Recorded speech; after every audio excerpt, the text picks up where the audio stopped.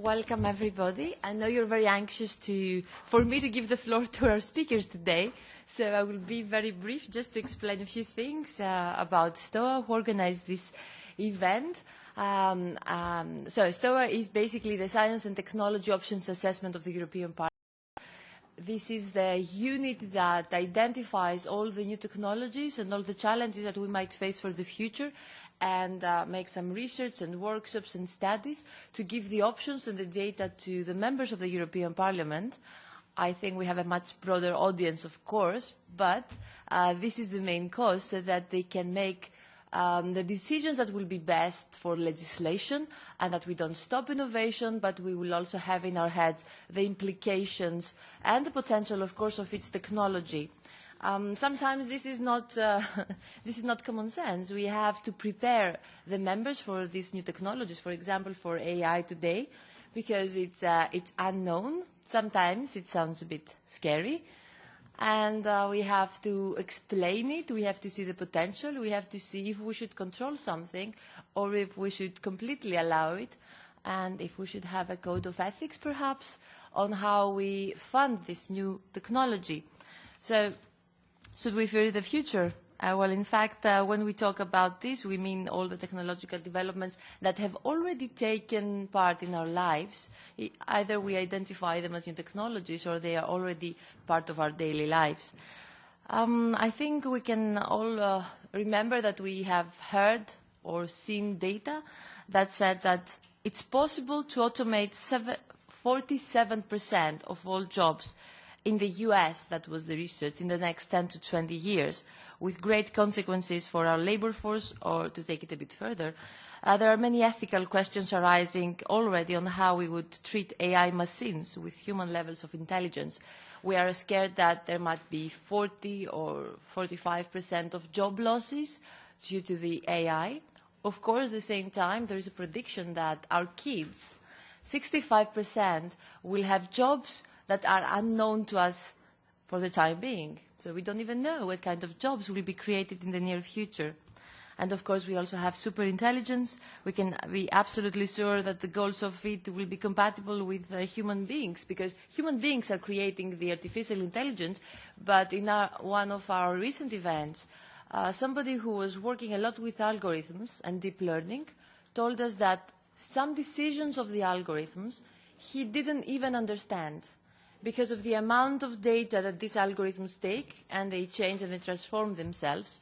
The results sometimes were even scary for the scientists. So I think we have many experts together today, and we hope that this discussion will shed some light to the very complex topic of the development of AI, and to contribute to make all of us live with less fear of the future, and also maybe in our head to have a reply to Musk and Gates, that even Gutenberg, that they have now a debate on how much we should control AI.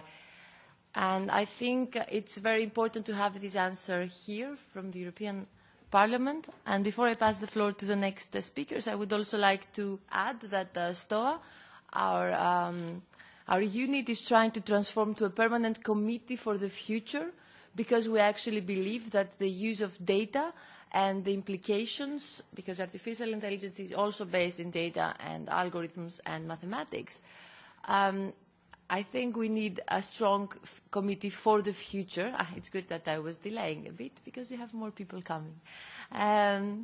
So we will make this effort. It's already happening in other member states. For example, in Finland, they actually have a committee for the future, and they have a strategy for the future.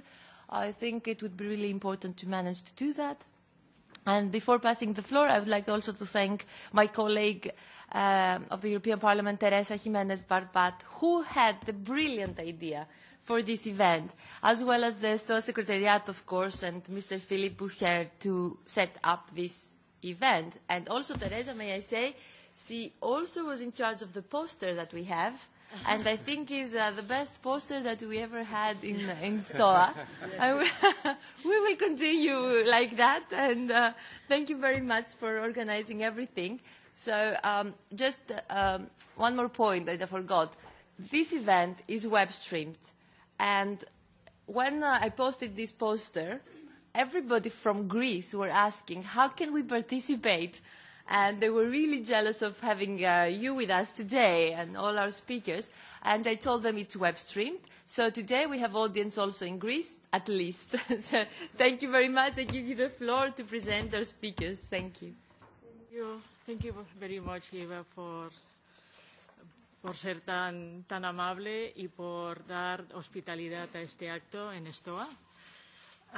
Hoy tenemos aquí muchos asistentes que vienen de España y, por casualidades de la vida, inauguramos este acto justo en la hora que, por defecto, en Cataluña la Generalitat va a declarar la independencia. Es un momento triste, indignante, en el que se consuma la voluntad de derogar una constitución, unas leyes catalanas, incluso leyes europeas, y lo que es más importante, acabar con los derechos y libertades de más de la mitad de la población de Cataluña. Esto activará muy posiblemente la suspensión de la autonomía de mi tierra y de la tierra de muchos de los que están aquí. Y, bien, no cabe duda que en estos momentos de caos y de peligro civil esto nos puede proteger, pero desde luego no cabe duda de que a nadie le gusta tener la autonomía de su tierra suspendida. Bien, los que se interesan por los fenómenos de masas van a tener aquí, en este caso de Cataluña, una auténtica mina en el futuro, y pronto se van a organizar seminarios, eventos como los que vamos a tener hoy aquí, para tratar de comprender cómo un pueblo libre, feliz y próspero como el catalán se ha metido en un problema tan grande, capaz de tirar su bienestar por los aires. Bueno, dicho esto, vamos a empezar. Bienvenidos a esta séptima, creo que es la séptima edición de Euromain. Euromain es una plataforma que se dedica aquí en el Parlamento Europeo, que organizamos en mi oficina. Se dedica a organizar actos y también monográficos, publicaciones relacionados con la confluencia de la ciencia y de las disciplinas sociales para ponerlo al servicio de los políticos. Sabemos que, todo el mundo piensa que la ciencia es muy importante aquí en el Parlamento, pues para lidiar con temas que tienen que ver con la energía, con las industrias químicas, con la biotecnología, pero también tenemos información suficiente para saber que las ciencias biológicas, las neurociencias pueden ayudar muchísimo al político para entender otros fenómenos que ocurren, que tienen relación con el nacionalismo, con la inmigración, con las cuestiones de sexo, género, etcétera. En nuestros eventos hemos tenido lo mejor de lo mejor, como ustedes saben. Hemos tenido a personas que van desde Richard Dawkins, que estuvo aquí con nosotros el año pasado, Michael Shermer, que estuvo en Barcelona, en un acto que hicimos en Barcelona, o la propia hermana del ponente que tenemos hoy aquí, Susan, estuvo también hace unos meses. Aprovechando que hablo de Susan, pues vamos a pasar a presentar ya al ponente de hoy, que es Steven Pinker. Como ustedes saben, Steven Pinker es un psicólogo cognitivo, es lingüista y escritor, divulgador científico, nacido en Canadá. Da clases en el Departamento de Psicología de la Universidad de Harvard. Distintas encuestas publicadas en las revistas Time, Prospect, Foreign Policy lo sitúan habitualmente entre los intelectuales más influyentes del mundo. Se especializó en cognición visual y psicolingüística, publicando libros y diferentes trabajos en revistas especializadas. Es también un conocido divulgador de la psicología evolucionista, con obras de gran repercusión como La tabla rasa, La negación moderna de la naturaleza humana. Esto se publicó en 2002 en España y puedo decir que fue una revolución para muchos círculos intelectuales españoles. Pinker defiende que heredamos una naturaleza humana. Esta naturaleza humana es universal. Manifiesta, por ejemplo, en lo que llama instinto del lenguaje, pero mantiene una visión optimista sobre la historia humana, tal como argumenta en detalle en Los ángeles que llevamos dentro, el declive de la violencia y sus consecuencias. Esta es la traducción de su libro en español. Y donde dice cosas como: creo que la idea de progreso es compatible con la creencia en la existencia de la naturaleza humana. Esto lo afirmó en una entrevista publicada en el diario El País en 2012. Su último libro, The Sense of Style, este es del 2014, trata sobre cómo escribir bien sobre ciencia. Y el próximo, que estamos esperando, pero emocionados, yo ya lo tengo encargado en Amazon, en fin, estamos aquí esperando que salga, se llama Enlightenment Now y estudia la vigencia del pensamiento ilustrado. Qué cosa tan importante para esta casa, por ejemplo. Y, bueno, pues como todas las cosas buenas, habrá que esperar y habrá que esperar a febrero para leerlo. Muy bien, pues adelante, Steven, ya puedes empezar tu conferencia.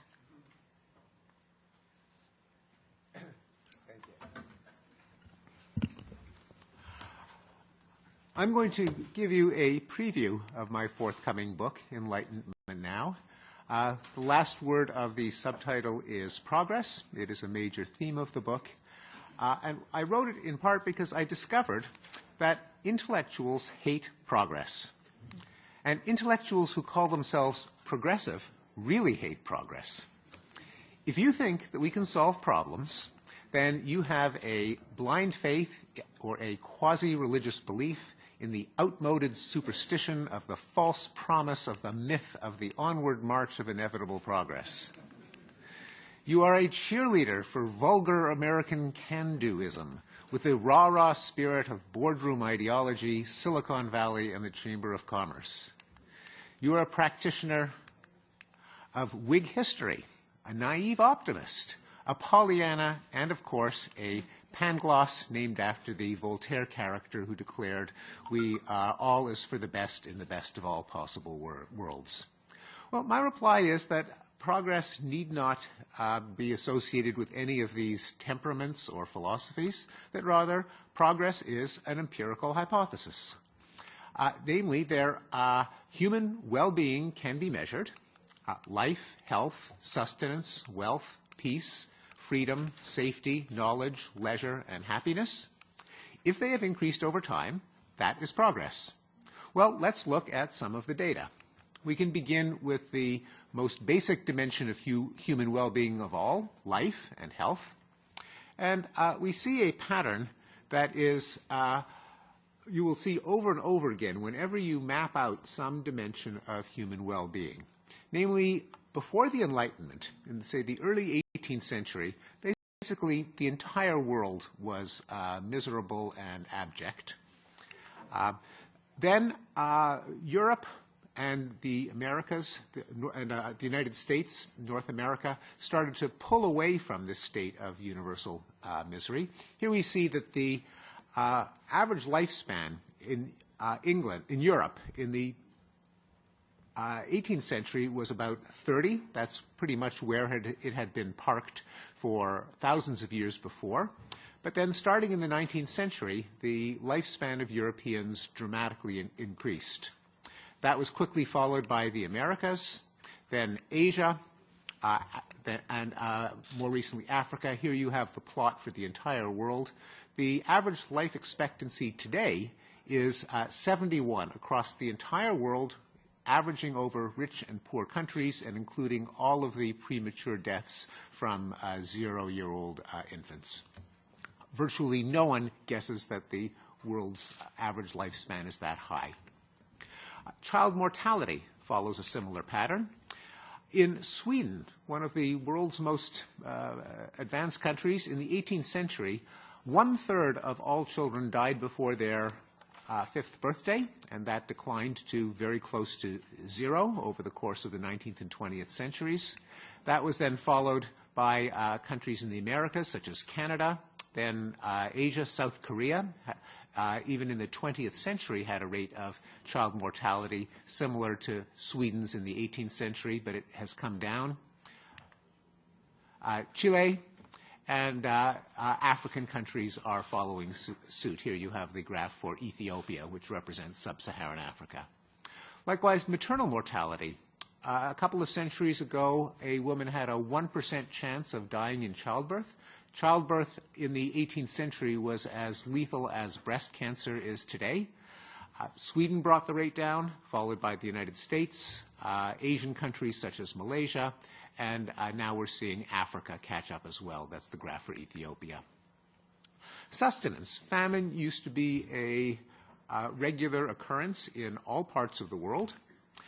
But starting with the agricultural revolution in the 18th century, the number of calories available to a person started to shoot up, first in England, United States, and France. But then more recently, China has caught up. Even India, long associated with famine, now exports grain. And here we have the graph for the world as a whole. The average for the world is the number of calories needed for an active middle-aged man. The increase in calories is not just going to make rich people fatter, but it is also preventing the stunting of children. The United States for a long time has not had malnourished children, but as recently as the 1960s, 40% of children in South America were stunted. That has been brought down to less than 10%. Likewise, we see a decline of stunting in China, followed by Kenya, sub-Saharan African country, and Bangladesh. As a result, famine deaths have been decimated, and whereas famine used to be a threat everywhere on Earth, now there are just a few pockets in Africa that are vulnerable to famine. Prosperity. Here you have a graph of prosperity in the world from the year 1 to the year 2000. For thousands of years, everyone was poor. Then, starting with the Industrial Revolution in the 19th century, there was a 200-fold increase in the gross world product. Once again, that did not unfold evenly across the world's regions. The UK was the first, overtaken by the United States. But then, more recently, South Korea has almost caught up. Chile, China, and you see India accelerating as well. This pattern is sometimes called the Great Convergence. As a result, extreme poverty, which is the inability to feed oneself and one's family, has been decimated. In the 19th century, 90% of the world met the criterion for extreme poverty. That has now been reduced to 10%, and the United Nations has set the goal of eliminating extreme poverty from the face of the earth by the year 2030, which means that most of us might live to see the day in which extreme poverty will vanish from the face of the earth. As a result, for all the talk of increased inequality within wealthy Western countries, globally inequality is decreasing because poor countries are getting richer faster than rich countries are getting richer. Here you have two estimates of an international Gini index showing this recent decline. As countries become richer, they devote more of their wealth to helping the worse off, the children, the poor, the sick, the aged. Every affluent country devotes at least 20% of its GDP now to social spending.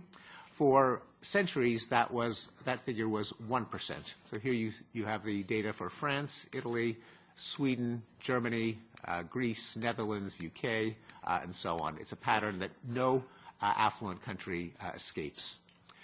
Thanks to the social spending, poverty is being decimated within Western countries. Again, for all the talk about the problems with the American economy, the growth in inequality, what really counts, namely poverty, has been in a decline. Here you have the American poverty rate. If you take into account social spending, such as the Earned Income Tax Credit, Social Security, and so on, and the decline is even more dramatic if you look at consumption, which is really what counts when you consider poverty. Namely, can people afford to feed themselves, clothe themselves, house themselves, and so on?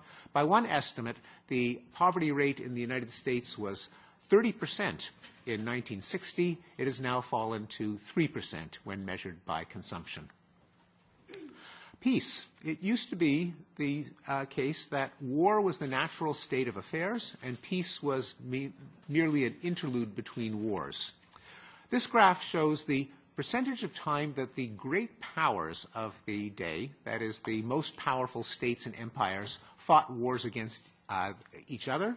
from 1500 to the present, and you can see that several hundred years ago, the great powers were pretty much always at war. Now they are never at war. The last great power war took place more than 60 years ago, the Korean War, which pitted China against the United States. Even the wars that have taken place, mostly civil wars, kill a fraction of the people that they used to. Here we have the rate of death in wars from 1946 to the present. And it's been a bumpy ride. There are spikes for the Korean War, for the Vietnam War, for the Iran-Iraq War. But we now see that the rate of death in war, which is about 1 per 100,000 per year, has fallen considerably from the 1950s when it was 22 per 100,000 per year. Freedom and rights have been in the ascent, despite some discouraging headlines. Notwithstanding the common claim that democracy is in retreat, that there's a democratic meltdown or rollback, the world has never been more democratic. This is a score of the average measure of democracy versus autocracy across the world's nations, and it shows that we are living in a time in which a majority of nations are more democratic than not, and a majority of people in the world live in democratic nations for the first time in history. Human rights are harder to quantify, but there has been one data scientist who's tried to quantify human rights violations such as summary executions, imprisoning dissidents, and so on. The gold standard for human rights is to be found in Scandinavian countries. And here we see that Norway started out in 1946 as having a high level of human rights, and it's gone even higher. The Koreas have gone in opposite directions. In the 1940s, there was very little difference between South Korea and North Korea. They were both dictatorships. South Korea has gotten as respected human rights increasingly. North Korea, as should be obvious, has gone downhill. A country like China, the opposite of a gold standard, is still has a higher level of human rights today than it certainly did during the Cultural Revolution and the Great Leap Forward of Mao Zedong. The world as a whole, with all of the backsliding, all of the Turkeys and Russias and Venezuelas, still shows an upward arc in progress toward human rights. One manifestation of respect for human life is in the death penalty, where country after country has abolished the death penalty. Here you see a timeline from 1863 to the present. Over the last couple of decades, every year, three countries abolish the death penalty. If the current trend continues, not to say that it will, the death penalty will vanish from the face of the earth by 2026. Homosexuality is being abolished in country after country, again, notwithstanding backsliding in countries like Uganda and Russia, but still the overall trend is for homosexuality to be decriminalized. And child labor has been, is being decimated.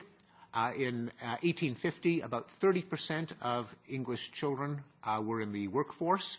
That has gone to pretty much zero. Here you have the curve for England and the United States, for Italy, and for the world as a whole.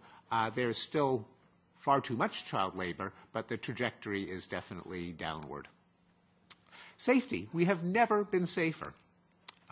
Here you have a graph of homicide deaths over the last 50 years, showing that the United States has reduced its rate of homicide by more than 50%. England, too, has seen a 50% reduction since in the 21st century alone. And the world as a whole now has a homicide rate of 70% of what it was just at the turn of the millennium. In the United States, violence against wives and girlfriends, domestic violence, has been decreasing, as has sexual assault and rape. Violence against children has been in decline. These figures are for the United States. The rate of children being beaten up or bullied at school has declined. The rate of physical abuse by caregivers and the rate of sexual abuse have come down. Our technology has become safer and safer. As far as I know, this is a universal law, and the reductions have been dramatic. An American today has about 1% of the chance of being killed in a car accident as his counterpart of a century before. Pedestrians are 20 times less likely to be mowed down on the sidewalk. People are about 1 million times less likely to die in a plane crash. People are less likely to fall to their deaths, less likely to drown, less likely to be burned to death in a fire, less likely to be asphyxiated by gas. One exception, the rate of poisoning by solids or liquids has gone up, and what you're seeing here is the American opioid epidemic. So it obviously is not the case that everything improves all the time. That would be magic, not progress. Americans are far less likely to be killed on the job. Again, a reduction of about 95%. And people the world over are less likely to die in earthquakes, floods, wildfires, mudslides, and meteor strikes. Here you have the rate of death from natural disasters. My favorite in these is if you think of the quintessential act of God, the bolt from the blue, that is being killed by a bolt of lightning.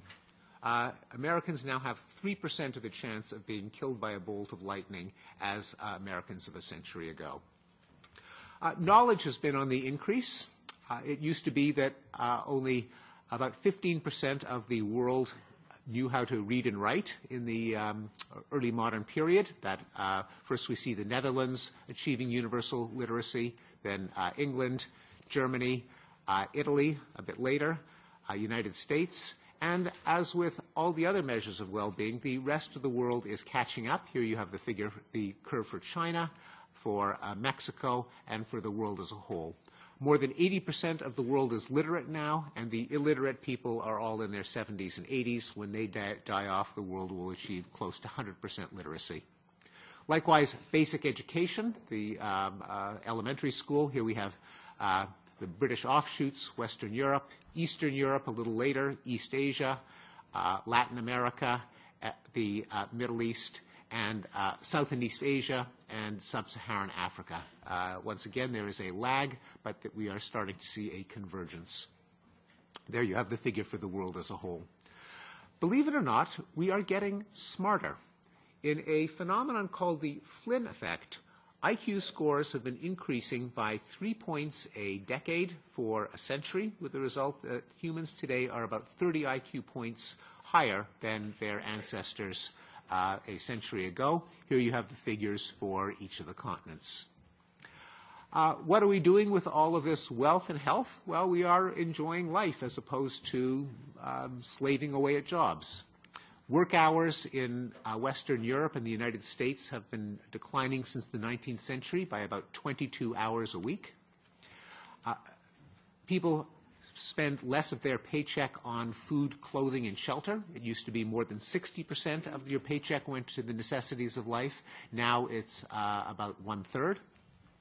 Thanks to the growth of appliances and utilities like running water, electricity, washing machines, vacuum cleaners, refrigerators, dishwashers, stoves, microwaves, the amount of time that we lose to housework has been steadily decreasing from more than 60 hours a week to less than 20.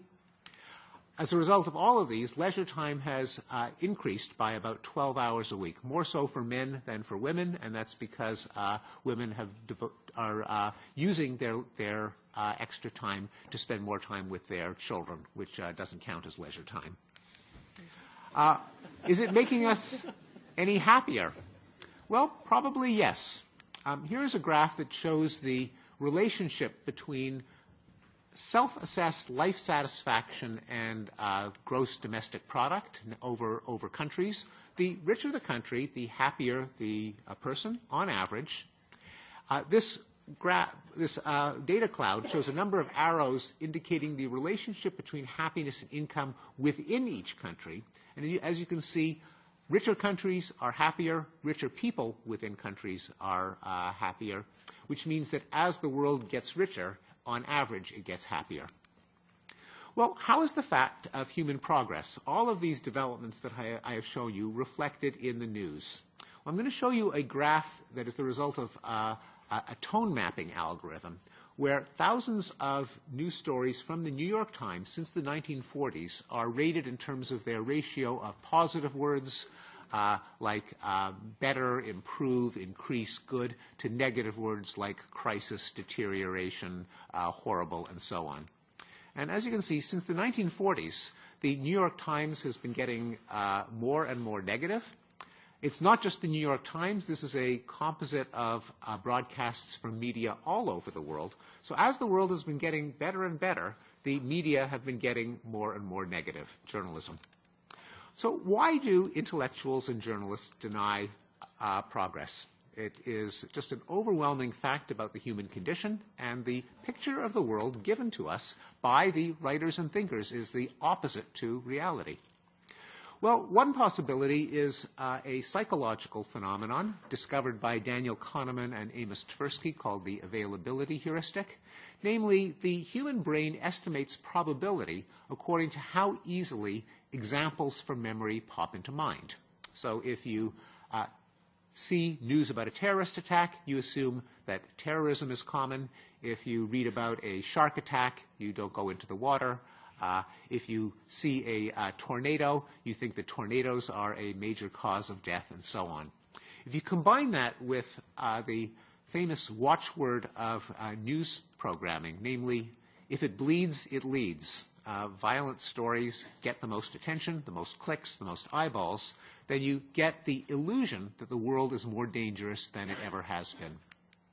I think that's not the only reason. There's a second psychological phenomenon behind it, the negativity bias, sometimes summarized by the slogan, bad is stronger than good. This summarizes the results of hundreds of experiments showing that people think and feel about bad events much more than good events, probably because there are so many more ways for things to go wrong than to go right now and in our evolutionary history, and the cost of missing a danger is much greater than the cost of failing to note a beneficial development. A third phenomenon is what I think of as the gravitas market. Namely, if you want to be taken seriously as a social critic, as a prophet, then it's much more clever to be pessimistic than optimistic. Pessimism sounds serious. Optimism sounds frivolous. As one business writer put it, pessimists sound like they're trying to help you. Optimists sound like they're trying to sell you something.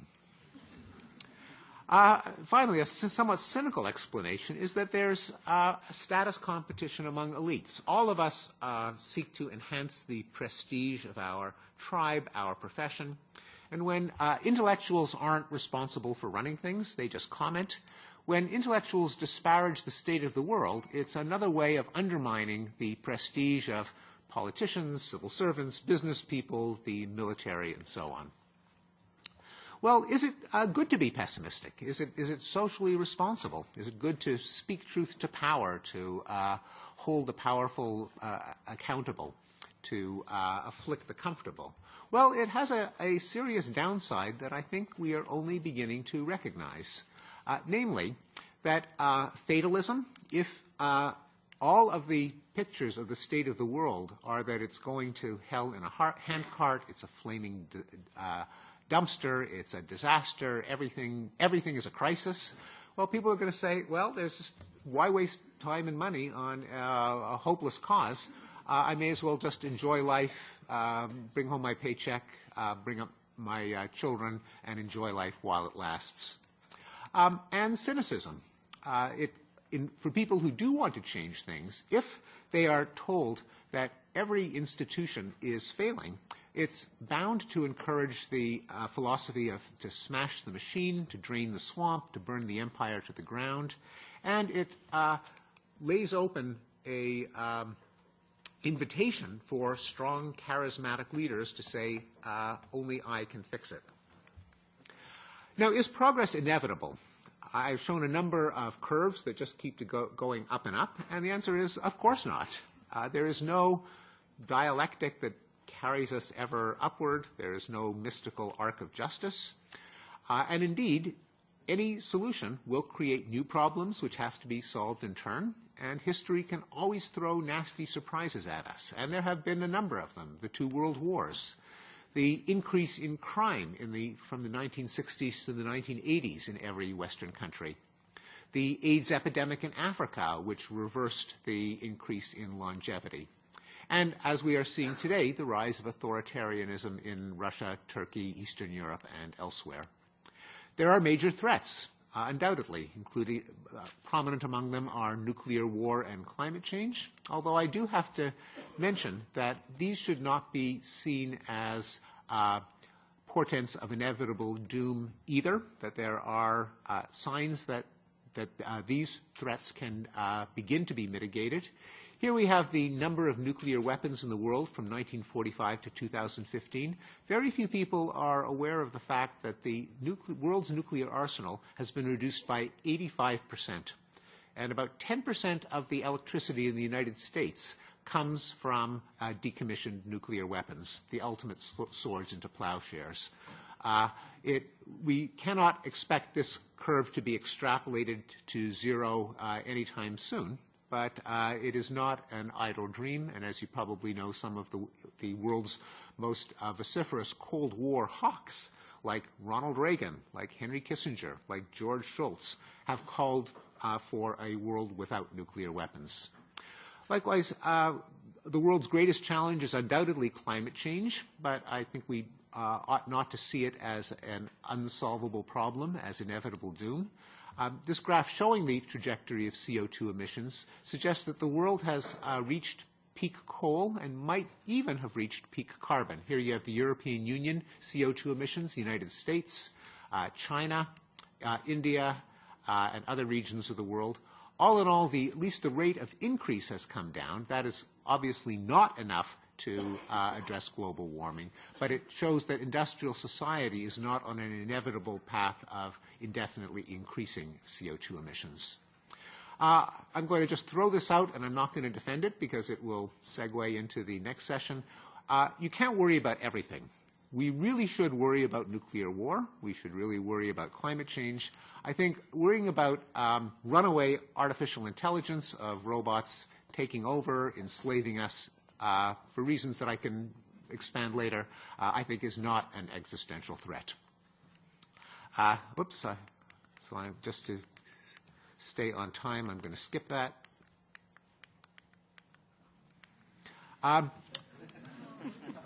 But I can go through it later if there is time, but I'm going to cede the floor to my fellow panelists. So progress is not a law of nature.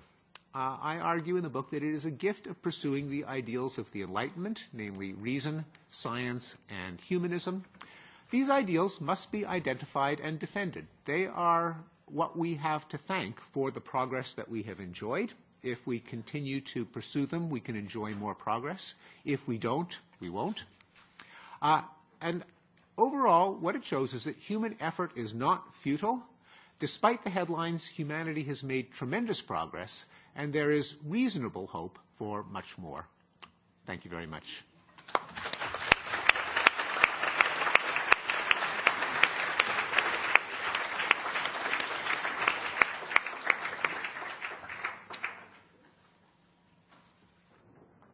I'm optimistic already, more, so thank you. Muchísimas gracias. Esto, desde luego, necesitamos este tipo de energía aquí en el Parlamento. Así que muchísimas gracias. Ahora vamos a empezar una segunda parte. Así que todas las preguntas que tengan ustedes pues las vamos a reservar para el final. En esta parte vamos a tener una discusión moderada por el señor Pinker sobre inteligencia artificial. Les voy a presentar inmediatamente a los ponentes. Tenemos a Peter John Bentley. Es investigador en el campo de la informática en la University College de London.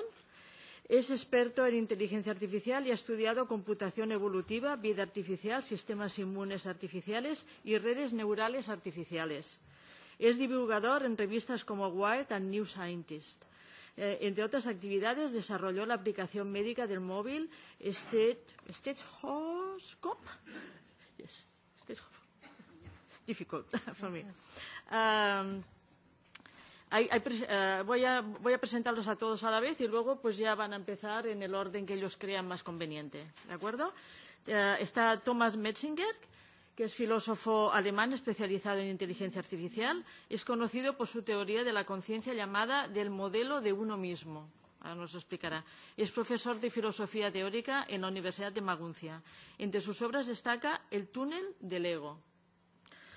Tenemos a Olle Häggström, es profesor de matemática estadística en la Chalmers University, es miembro de la Royal Swedish Academy of Science, es especialmente conocido por el bestseller Here Be Dragons, I read it, dedicado al futuro de la tecnología. Tenemos a Mike Brundage, es investigador en el Instituto Future of Humanity de la Universidad de Oxford. Sus intereses se centran en estudiar las consecuencias sociales de las tecnologías emergentes, en concreto de la inteligencia artificial y la robótica. Entonces, cualquiera de ustedes que quiera empezar, y este panel va a ser moderado por Steven Pinker. Ok, ¿quién empieza?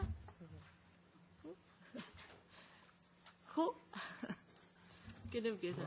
I suggest we go in the order in which speakers are listed on the program. That seems as good an order as any. So that would hand the floor over to Peter Bentley from the University College.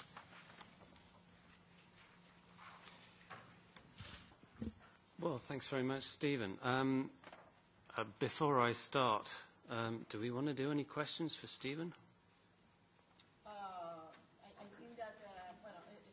Está previsto el turno de preguntas para el final, para que tengamos tiempo todos de hablar. El turno de preguntas está previsto al final. Sí. Okay.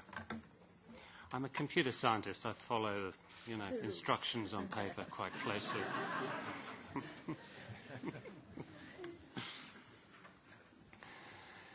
So I am the only computer scientist on this panel, and this is a debate about artificial intelligence. So I would claim to have some, let's say, credibility, I hope, in what I say. I've had a research group in exactly this area for 20 years at University College London. These days I also have a company which specializes in AI, and we provide solutions for large multinational organizations. So let's say I've spent some time thinking about this area. My research group at UCL is now based in my company, and we continue to innovate and create some of the new AI algorithms that apparently are very scary to some people. I didn't realize, I have to say, that Stephen had so many graphs. And had I known, I might not have chosen graphs for my talk.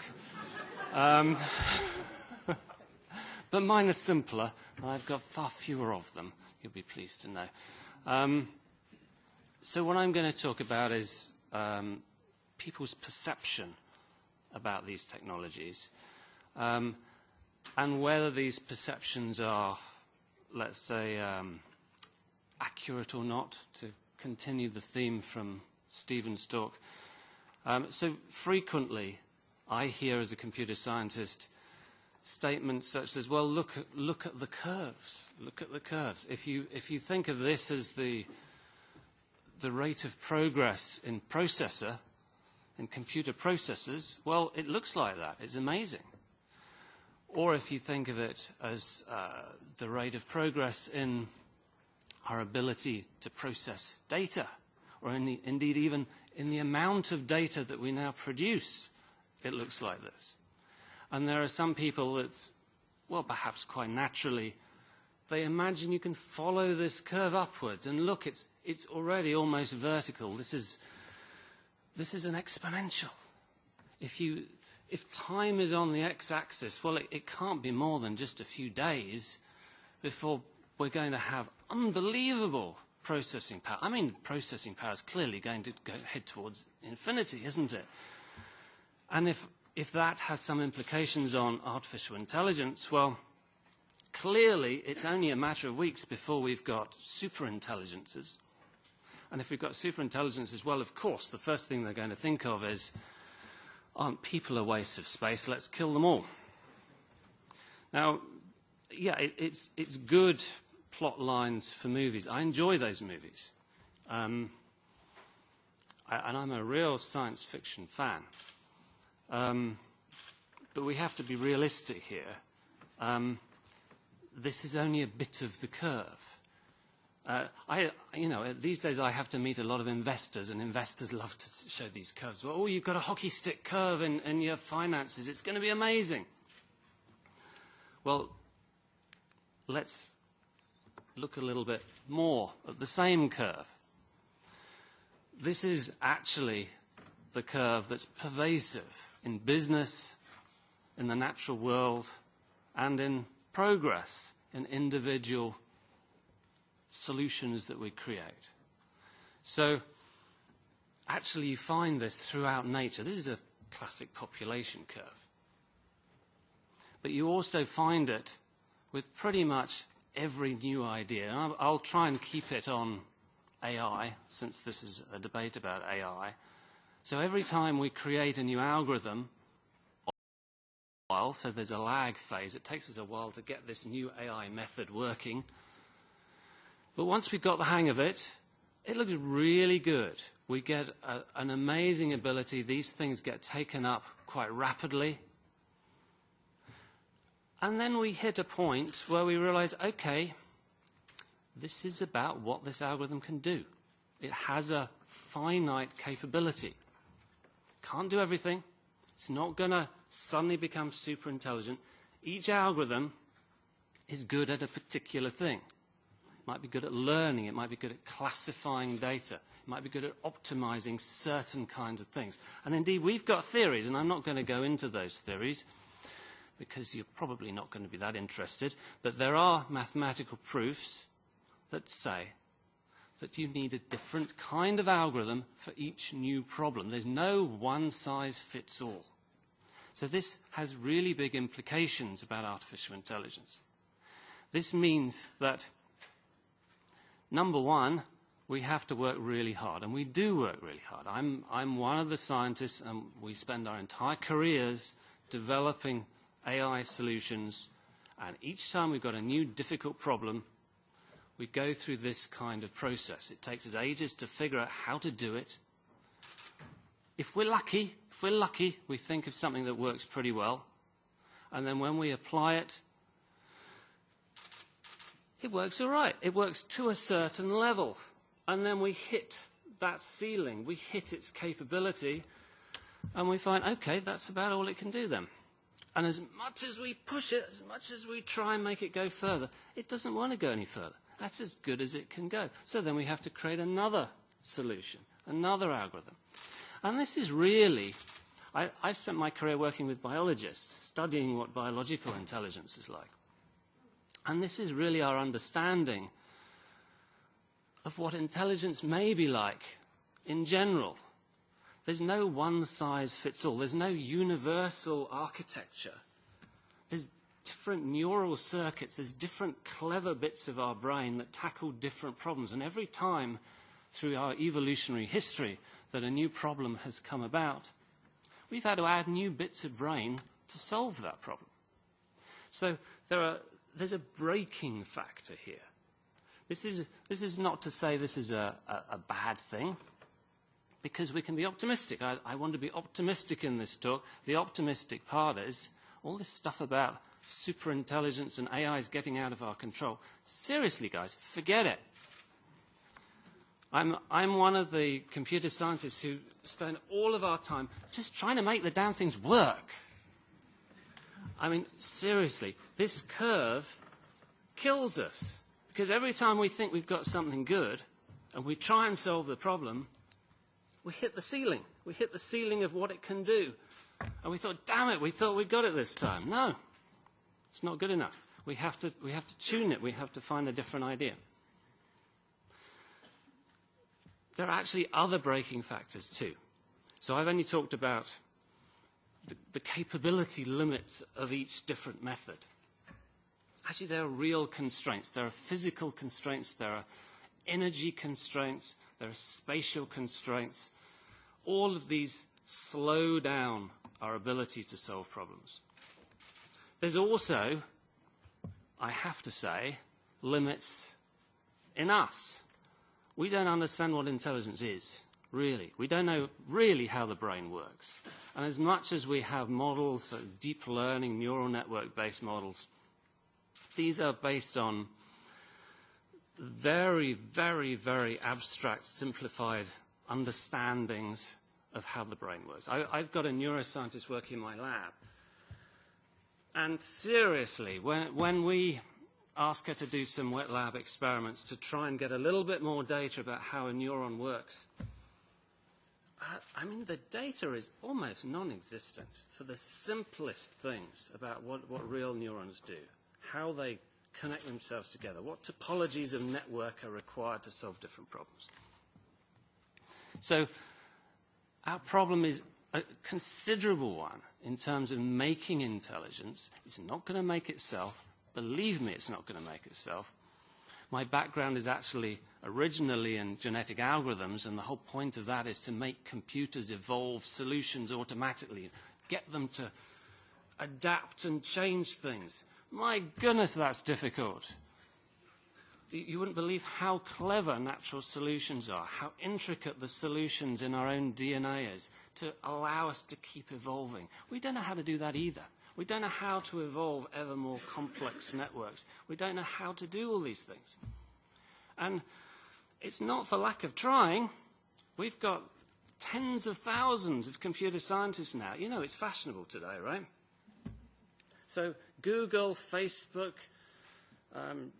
every major, Apple, all the major companies, plus hundreds and hundreds of smaller companies are getting the best, the cleverest mathematicians and computer scientists all to try and solve these problems. We've also got major research efforts trying to understand the brain.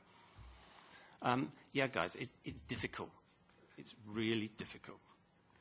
So, and yet there's even more problems that slow this, that act as a breaking point, and that is, okay, so most of us don't create. Most of us, when we're trying to solve problems, we don't try and create a general intelligence, and we don't do it for a very good reason, because we don't know how to. What we tend to do is we have a specific problem, and we try and create an algorithm that solves that specific problem. If we do try and do a general intelligence, well, we run into the kinds of difficulties that I think nature points to. I mean, for me, there's a real reason why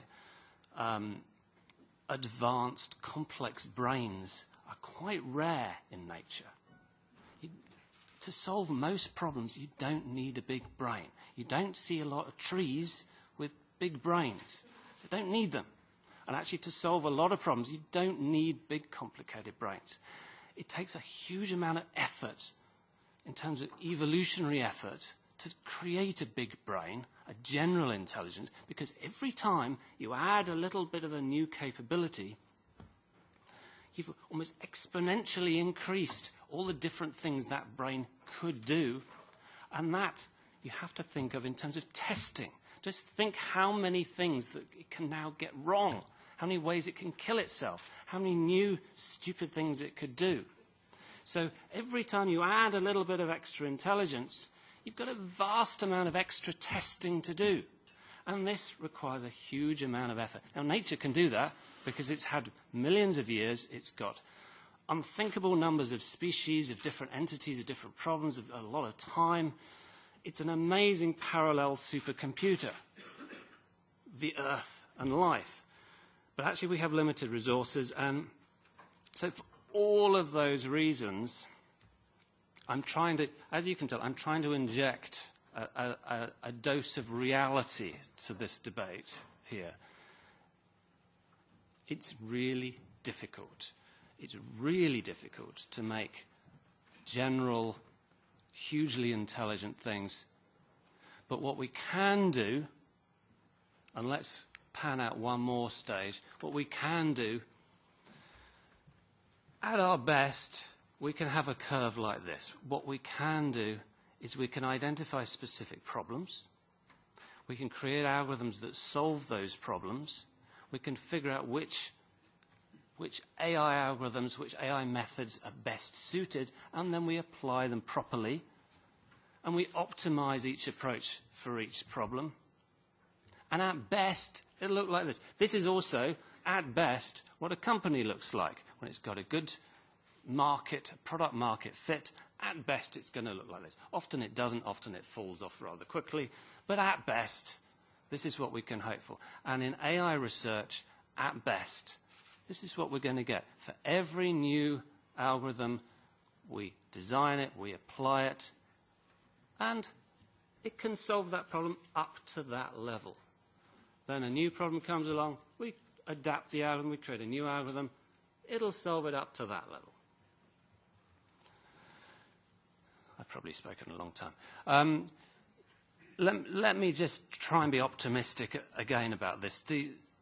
What we're trying to do, we're not solving these problems randomly. We're solving real problems in society. The reason why we're doing this, the reason why we're creating AI, is actually to improve the life of people. We've never had more people alive on this planet. And the problem of survival, you've seen from Stephen all the nice positive directions. Well, a lot of this is helped in no small part by clever technology. And today, the clever technology is becoming smart software, AI. So people like me are solving these problems every day for real reasons. The reasons are we need to get power distributed to large populations. We need to get water distributed. We need to have good, optimal food distribution. We want to improve our medicine. All of these different things we can do. We've got better data. We've got good techniques. So the optimistic part is, no, these aren't going to get out of control, but they're really good at solving these rather crucial problems. Now, some people will argue, I'm sure we're going to hear later, oh no, we're going to have so much automation, we're going to lose all the jobs. Well, I have to say, I think it's a spurious argument that AI is going to be doing this. There's always been a push towards increased automation, increased efficiency. Now, I could say, look at that robot in that factory rolling around. It's replaced 10 people's jobs, 100 people's jobs. Look at the way it rolls around on those wheels. Wheels, eh? Oh, no. Wheels. Is it rational to be optimistic about wheels? Oh, dear. Just think of the devastation the wheel has caused. Think of the millions of lives that have been lost because of the wheel. Now, do we want to get rid of the wheel? I don't think so. AI is smart software. It's just one component in all the different technologies that we're creating. It's not the only component.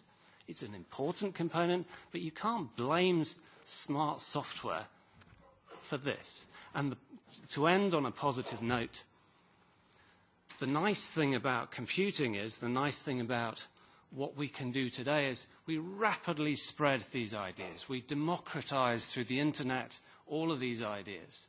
So it used to be, 20 years ago, that you had to be a domain expert to edit photos or to create a studio music track. Today anyone can do it because the software is readily available. Anyone can produce an amazing piece of music on their laptop, or they can edit photos professionally if they choose. Now, already the same thing is happening with AI software. It used to be you had to be a complete domain expert to apply it and use it. No longer. Just a few weeks ago, Apple released their machine learning framework for all the iOS devices. Any programmer can now apply these techniques, and it's becoming easier and easier. Now, for sure, if you want to do really advanced stuff, I don't want to take my own business away, so if you want to do really advanced stuff, come to us and we'll help you. And if you want to invent new algorithms, you can do it in my lab. But for everyday machine learning stuff, AI technologies, it's already available. Another 5 years, this super fashionable job of data scientist will probably cease to exist because anybody will be able to do it. So actually these technologies, just like the internet did, they're going to create vast numbers of jobs. And right now they already are.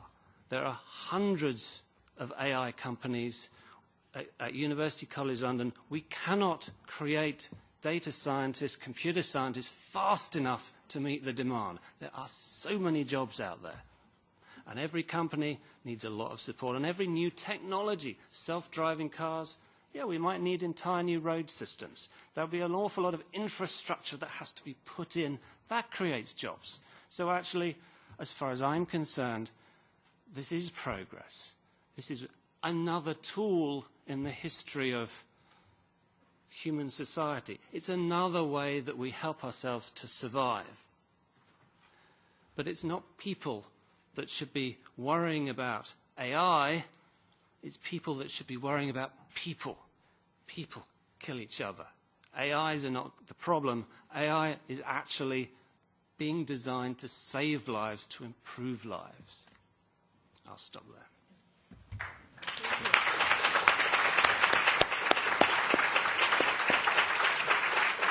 I remind everybody that we have 15 minutes each, okay? Because if it's possible to be ready before 12 and start the debate, because people are very willing to put the questions. Thank you.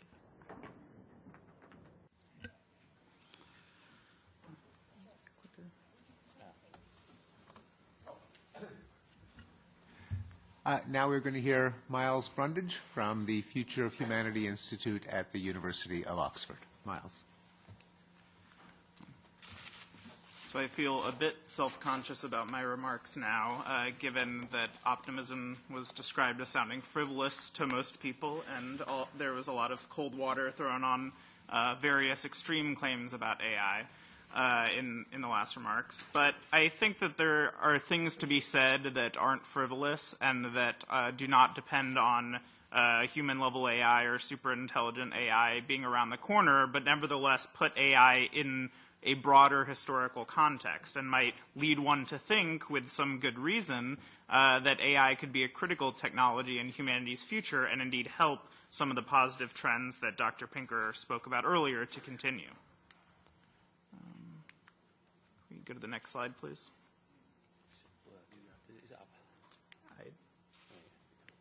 But I don't think that was me.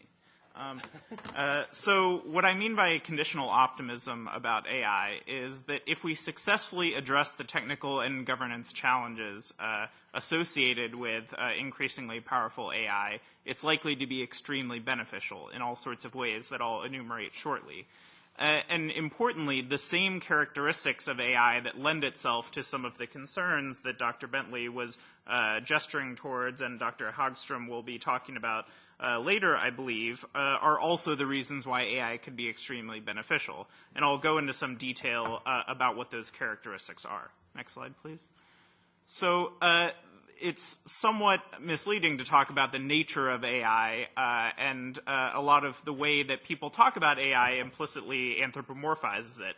But in reality, AI is a synthetic creation, and it's important to remember an idea that is emphasized by my colleague Nick Bostrom, which is that more or less any level of intelligence is in principle compatible with more or less any set of goals, which is to say that AI, even if it were arbitrarily more intelligent, within physical limits, as pointed out by Dr. Bentley, relative to humans, that does not mean that it will be human-like in its thought processes or that it will pursue the same sorts of survival instinct goals or mating goals as humans. It could be fulfilling the better angels of our nature or the worse angels of our nature, depending on how it's designed.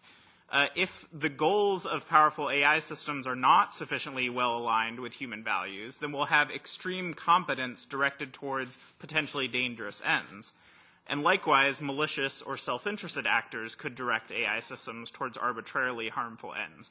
But what I want to discuss here is what if that doesn't happen? What if we figure out how to design AI systems that are aligned with human values and we keep them away in some fashion from malicious actors, or we counterbalance those malicious AIs in some fashion?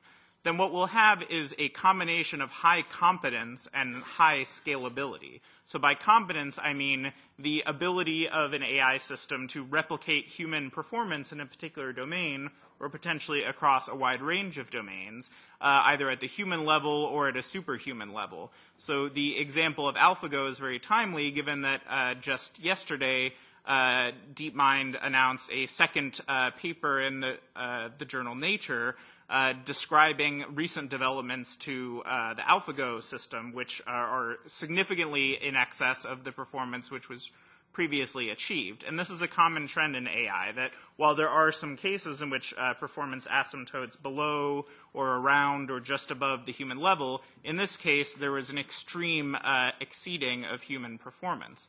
And whether the performance is at the human level or the superhuman level, what's important to recognize about AI is that we have the ability to combine this competence with scalability in a way that is not the case with other forms of technology. So there are many technologies that can do one specific task, but they can't do multiple tasks, and we can't produce arbitrary numbers of units of those technologies while having that flexibility. So in the same way that a human is both competent and general in the sorts of tasks that they can carry out, but on the other hand is not as scalable, because it takes 9 months to produce a human and many years to educate them, it is not the case that it takes that long to produce a copy of software. So to take an example of machine translation, once Google's neural machine translation system demonstrated a significant improvement over previous statistical translation methods,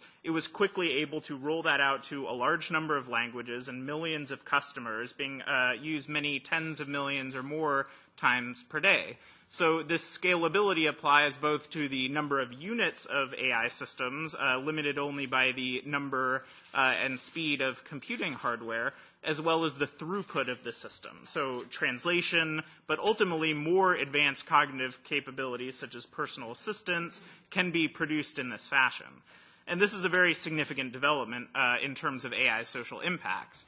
When we put these together, we have scalability combined with high performance and potentially arbitrary goals, which means that we can have scalable competence in a way that is equivalent in some sense to having a large army of humans directed towards arbitrary problems, but it is able to be mustered much faster and more ethically, analogous to slavery, but without the ethical quandaries, which I'll touch more about later. So at least any problem that in principle could be solved by humans eventually, given enough time, that domain of problems can be solved with artificial intelligence if we achieve the technological limits of AI. It might be the case that there are qualitative advantages to AI that far exceed human cognitive capabilities. But assuming that there's nothing magical going on in the human brain, that's at least a level that we can expect to achieve eventually. That is scalable human competence. However, we think that there are also, the AI research community also believes that there are ways in which we can go beyond that. So AI systems in principle can be more transparent than humans. Although it is not the case today that AI systems are always transparent. Often they rely on opaque neural network approaches. And it's not the case that people can always audit these systems. In principle, AI allows us to have this scalable competence while also having additional beneficial characteristics such as transparency and the ability to commit credibly to, say, providing a public good in a corruption-free manner. So this means that we needn't necessarily worry about AI systems, say, defecting, which is a common problem in humans. This can allow us to have more just public services because we can have the same competence but without the concern about self-interest and survival instincts and so forth driving us away from the performance that we would like. So to summarize what we can get if we combine these positive characteristics of AI, there are 5 things that I'll highlight in particular, and then I'll go into more detail about three of them. One is task expedition, by which I mean expediting the rate at which we can solve certain tasks. If we are able to combine scalability with competence, we can direct that towards solving a wide range of human problems.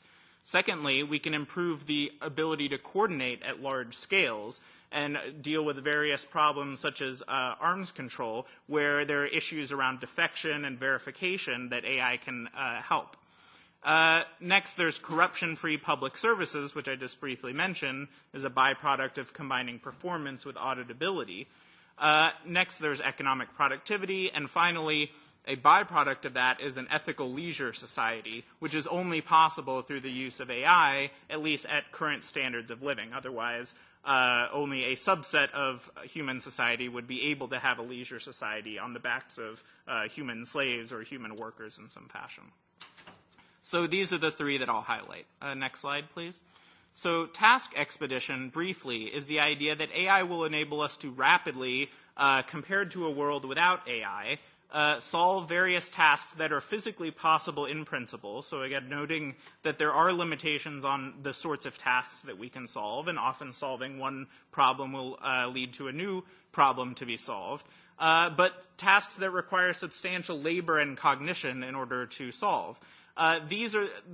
Some examples of these include the development and deployment of cheap renewable energy technologies, solving known health problems, and developing atomically precise manufacturing, aka molecular nanotechnology. These are all things that are known to be possible in principle, but would be much easier to achieve if we had scalable scientists that don't need to take time to develop a PhD, but instead can be copied and work in perfect coordination at a very high pace. The next area that I'll talk about is improved coordination. There are many opportunities for Pareto improvements, that is to say improvements that benefit one party without leaving any side worse off, such as in the domain of arms control, where it would be better if multiple parties were to, say, destroy nuclear weapons. But there are some cases where we haven't been able to negotiate those additional reductions of nuclear weapons or other technologies because there's concern that the other side will defect or that it will be difficult to monitor compliance. And human mistrust, generally speaking, is a sticking point in a lot of negotiations and a lot of efforts at coordination. AI can help with this in two ways. First, privacy-preserving surveillance can be used to monitor for defection in various efforts at coordination. So, for example, no human needs to see the footage of some camera which is aimed at a nuclear weapons facility, but an AI system could be designed in such a way that it flags noncompliance with the agreement without necessarily leaking excessive information. Secondly, AI systems could directly execute certain agreements in a way that's agreed upon by both parties. This is, again, a benefit of the transparency, or at least the potential for transparency of AI systems, which is not the case with humans. Again, humans have a lot of benefits associated with them, but they are not always as transparent as software can in principle be. This means that we cannot always trust them to the extent that we would like to, and this makes AI an important lever in future coordination.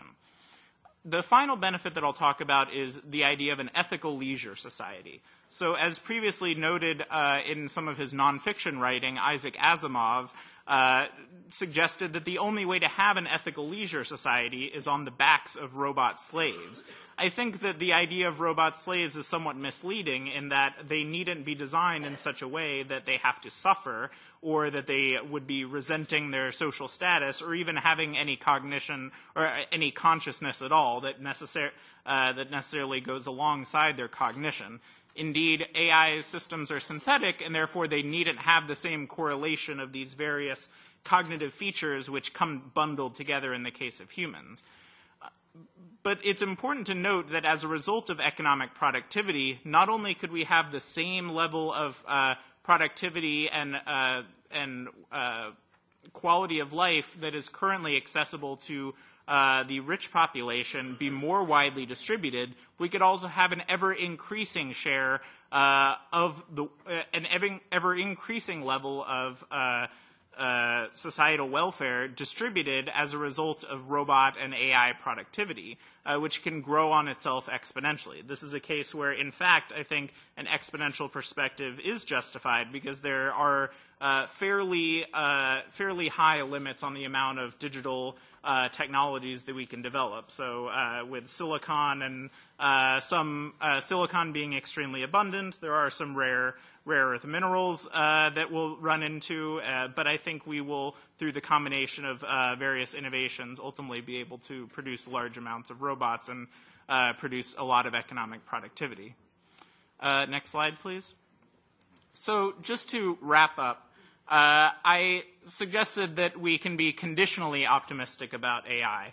That's not to say that we will definitely achieve all of the great things that I just discussed, but rather that if we can navigate the very serious challenges, which Dr. Häggström will be talking more about, then these are the sorts of things we can look forward to and that justify not just banning AI to begin with. They are important to take into account in an overall landscape of not just the near-term applications of AI, but its long-term benefits and its long-term risks.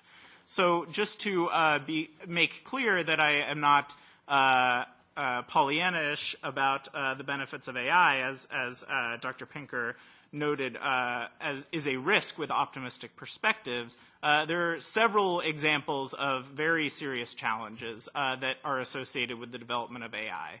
So the same characteristics that make the great scenarios that I discussed previously, like combining competence and scalability, also open up a wide variety of opportunities for misuse. For example, automated hacking and spear phishing attacks, lethal swarms of drones that have human-level facial recognition systems. We should be concerned about competitive dynamics between countries and companies that are trying to develop the most powerful AI systems that they can, including for the sorts of applications that I just mentioned. There are many technical challenges in ensuring the safe alignment of AI systems with human values and combining that high degree of performance with the high degrees of transparency that would be valuable, not to mention actually solving all the main problems in getting AI to work. Over the longer term, there are issues in avoiding a slide towards a stable authoritarian government if we try to take advantage of the use of surveillance to solve these coordination problems and to carry out more aggressive arms control. How do we ensure that that isn't misused? We need to avoid human enfeeblement as we move towards a leisure society, if we move towards a leisure society. And finally, we need to consider the equitable distribution of benefits of AI so that even if everyone benefits, it's not going overly disproportionately to those at the top. Just to summarize before I conclude, the title of my talk was Scaling Up Humanity. And I think there are three senses in which AI could help scale up humanity. There's the sense in which AI could enable larger scale coordination and allow us to solve bigger collective action problems than ever before. There's a sense in which AI allows us to apply more competence to very large problems, in that sense scaling up the effort applied to very big problems. And finally, in perhaps the most exciting vision for AI, it could allow us to more quickly solve some of the thorny problems associated with environmental sustainability and space exploration, ultimately allowing us to move more rapidly but also sustainably into the stars. Thank you.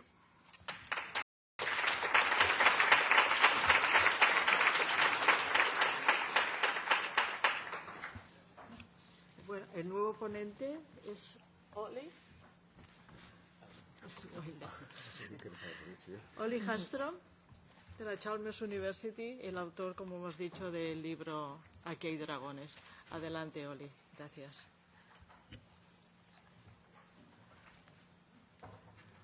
Thank you. I'm very glad to be here. I was initially a little bit puzzled by the term rational optimism because I've always thought of both optimism and pessimism as biasing us away from the rational, realistic middle ground. But I think one can make sense of the term, and we've heard some good arguments. Next slide. So what is rational optimism? And let me first tell you what I think rational optimism is not. Next. So it's not to claim based on insufficient evidence that everything is going to be all right.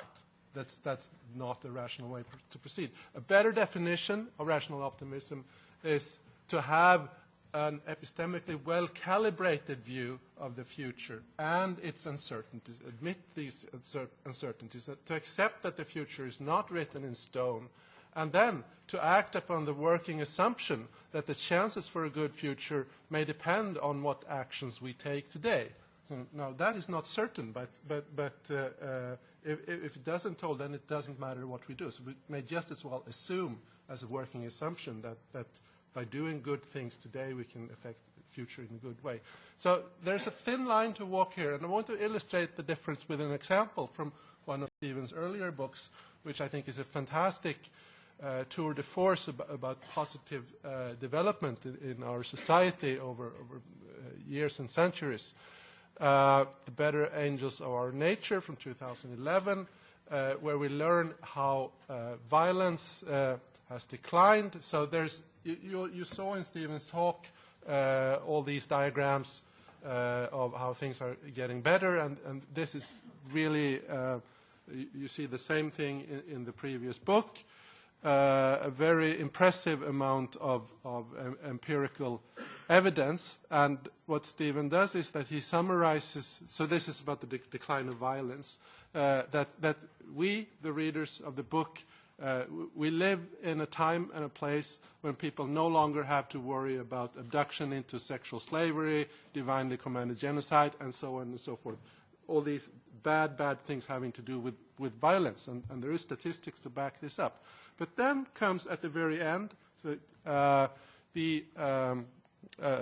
trickier part, the prospect of a nuclear war that would put an end to civilization and to human life itself. In fact, we don't have or it's not clear anyway that we have the evidence that there's no worry about this, or that there wasn't in 2011. Maybe the worry is bigger today than 6 years ago, but never mind that. In order to state that present-day citizens live in a blessed state of safety from violence, we need, in particular, to establish that the risk of being killed in a global nuclear war is small. And that's a very difficult statistical problem. And if we compare it to a more mundane thing, such as the risk of dying from a lethal bicycle accident, that's an easy thing. I'm a statistician, so I know how to estimate things from data. And we have tons and tons of data on lethal bicycle accidents, so I could give you a figure. But with global nuclear war, that's a much harder thing to do. It has to do with how do you estimate the probability of something that never happened. Yet this is something that we crucially need to understand to state that we live in this blissed state of no risk. So one has to start somewhere. So as a first model attempt, we can assume not quite realistically stationary conditions, meaning that every year there's the same probability of outbreak of global nuclear war. So how many have we had? So this annual probability, we denoted lambda. We had no outbreak during the last 70 years. And this number 0 turns into an estimate that the best estimate of lambda is 0. But then how sure can we be of that? And when you use statistical procedures to produce a 95% confidence interval for this parameter lambda, you get that lambda with 95% confidence sits between 0 and 0.06. And that interval contains the value 0.05, for instance, corresponding to an expected time of 1 over 0.05, which is 20 years, until the next global nuclear war. And for the individual citizen, this means an annual death rate as a result of this of several percent. This is totally consistent with the data. So I'm not saying that there's no way in principle to rule this out, because if we look at the next slide, I emphasize that we need to look much deeper into plausible causal mechanisms for nuclear war. We need to understand political science and electrical engineering to do this, and we need to do detailed analysis of incidents such as the 1962 Cuban Missile Crisis and the 1983 Soviet nuclear false alarm incident. So I cannot give you a precise estimate of lambda, but in my latest book, Here Be Dragons, from 2016, I look at this risk and I look at various other risks that pose existential threats to humanity. And today we're here to speak about artificial intelligence, so I'll focus on that. There's this thing with the most advanced emerging technologies, artificial intelligence, nanotechnology, biotechnology, that they have this, they're double-edged. They come with enormous economic and other benefits, and especially in Miles' presentation, we saw that all these great things can potentially come about as a result of artificial intelligence development. And basically, it's only, in the limit, it's only the laws of physics that pose the limits. But these come together with enormous risks. There are risks having to do with autonomous weapons arms races. There are also risks having to do with robo-sourcing and technological unemployment. And there's also this more exotic risk, namely the issue which I want to focus on here, on whether once we obtain an artificial intelligence breakthrough sufficient to create super-intelligent artificial general intelligence, meaning something that outperforms the human brain clearly across the whole range of capabilities, so that we know humans no longer are the most intelligent beings on the planet. Can we then expect to remain in control? So that's a concern, and I want to give you this cartoonish kind of example called Paperclip Armageddon. Perhaps you've heard of it. What happens in this scenario is that a paperclip factory is run by an advanced but not yet super intelligent artificial intelligence programmed to find ways to maximize paperclip production. Then it happens that the engineers improving this machine happen to become successfully the first one to reach the critical threshold to enter the rapid spiral of self-improvement that some theoreticians here have discussed, at least as a plausible possibility, known as the singularity or an intelligence explosion. So then suddenly we have this super intelligent machine which has the goal of maximizing paperclip production. So it goes on to turn the entire solar system, including ourselves, into a giant heap of paperclips. We don't want this. So what's the point of this paperclip Armageddon scenario? So one point of choosing paperclips is to make it obvious that this is a cartoonish example. It's not the paperclips that we're worried about, but more general scenarios. But the other point, which is kind of important, is to stress that for things to go really bad, you don't need to have any ill intentions. You don't need to have a mad scientist planning to destroy the world as a revenge against humanity. Even mundane-seeming goals like paperclip production can go bad. So let's take a step back and look at this a little bit more generally and ask whether anything like that might happen. And this question is most usefully analyzed in two steps. The first step is to ask, when, if ever, can we expect a super intelligent artificial intelligence to emerge? The second is, what can we then expect to happen? And on the first issue, well, first of all, people with a naturalistic worldview will probably all agree that it's unlikely that evolution has found the global optimum of intelligence in the universe. There are most likely configurations of matter that vastly outperform the human brain. And the question is, can we find these by the scientific method, and how fast? And when you ask experts, well, if you ask Peter, he says it's not going to happen. If you ask some of his colleagues, they say that it will or it might. And they're really divided as to whether a breakthrough of this kind can happen during the 21st century. So the possibility, because of this disagreement, should be taken seriously. So I'll skip the technical details on this and move on to the second issue of what will happen.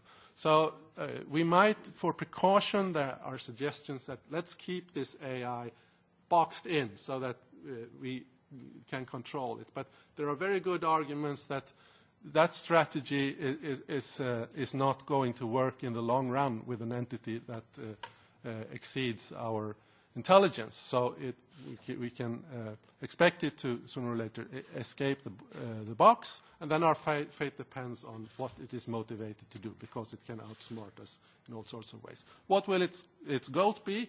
The short answer is we don't know, but there is some theory about this, the so-called Omohundro-Bostrom theory of ultimate versus instrumental goals.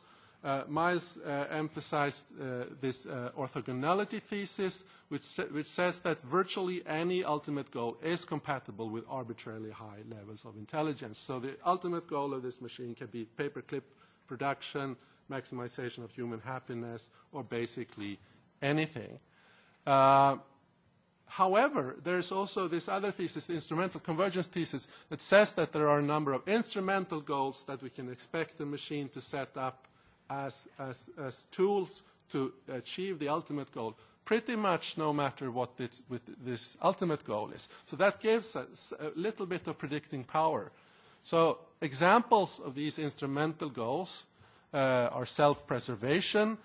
This machine is not going to want us to pull the plug on it, because then it's not going to be able to work towards its goal. It will want to acquire hardware and other resources. It wants to improve its own software and hardware, which is kind of a crucial ingredient in the argument for the intelligence explosion. Preservation of final goal. It will not want us to tamper with its goal, because then it will not be able to work for it in the future.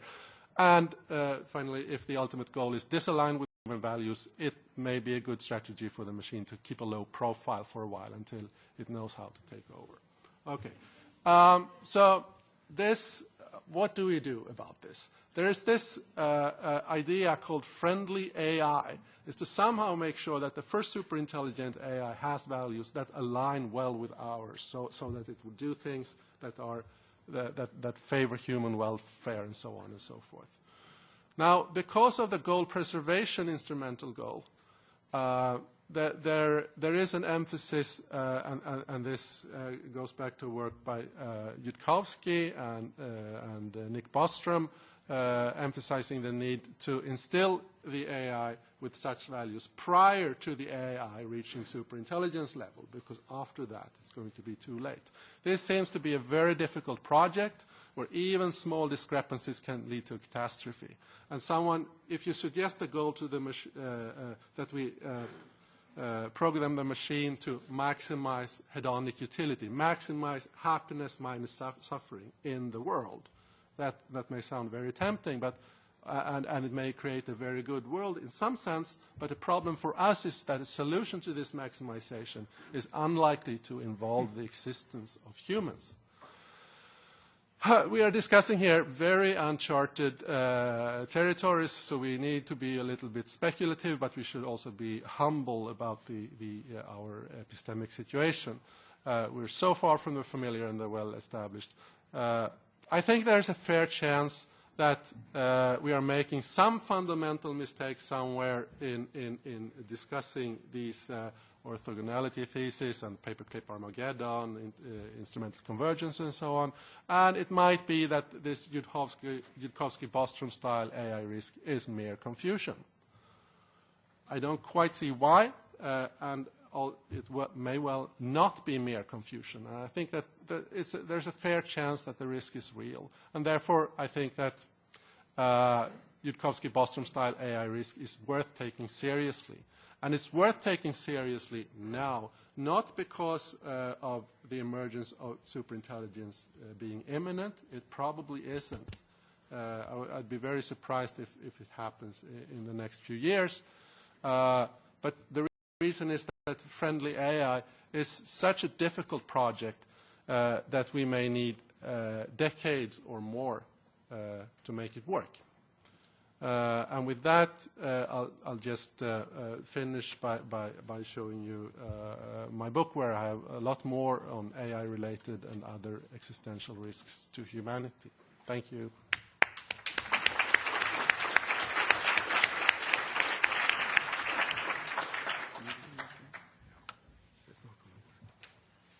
It's not going to work? Yeah. So can you hear me? No. Okay. How do you feel? Can you still take another 15 minutes? So this thing doesn't work. Somebody else? Huh? You do it? Okay. No, point it towards the computer. Which one? This one? Here. Oh, good. So maybe some of you in the room know these people. This is a now famous EU project. It was the VERA project on virtual embodiment and robotic re-embodiment, where we try to transpose the sense of self into avatars. And this resulted in a code of conduct for ethics of virtual reality. And I think we need something like this for AI too. I think we need something like a globalized code of ethics, and one that does not come out of the industry or a specific group of privileged individuals, but which eventually comes out of the political institutions. So just to take this as a starting example, I authored this with a young, excellent American philosopher, Michael Madari, whom I hired for the project. And this is open access. In this code of conduct we developed in this European project for virtual reality, there are many details, but there are also some very general philosophical points. I'll just pull out one or two. Scientists must understand that following a code of ethics is not the same as being ethical. I don't know if you understand that point, but we need a kind of ethical awareness, an active ethical attitude on the point of the researchers. And for virtual reality technology, there are a number of very general points that have a little bit to do with AI as well. Our best mathematical models of human brain dynamics now tell us that conscious experience is itself a form of virtual reality, which is biologically grounded. More people, as this technology reaches the mass market right now, will understand this point. And this point, that what we've called conscious experience in the past is actually a biological form of VR, will have social cultural consequences. And virtual reality environments will create something like a socio-cognitive niche in which the human mind will adapt and evolve in the future. So these are examples for general conclusions from that report, and of course they apply to the problem we're discussing here today as well. So last year I founded a German-speaking country foundation of effective altruism with a number of very brilliant kids. We have a headquarter in Berlin right now. And among other things we've published a policy paper on opportunities and risks for artificial intelligence. And what I want to do is not talk about any of the details in there with you, but I'll just pull out a few issues. You see there are, it actually works. So there are a number of general points. I think we need institutional measures at this point. This has to be taken out of the hand of the industry, this debate, and out of the hand of media with their own interests. And we need specific organizing efforts towards international research collaborations, for instance. But I won't go into these general points. Here are some of the general recommendations for the EU. So, for instance, we have to think about an unconditional basic income and negative income tax in a new way.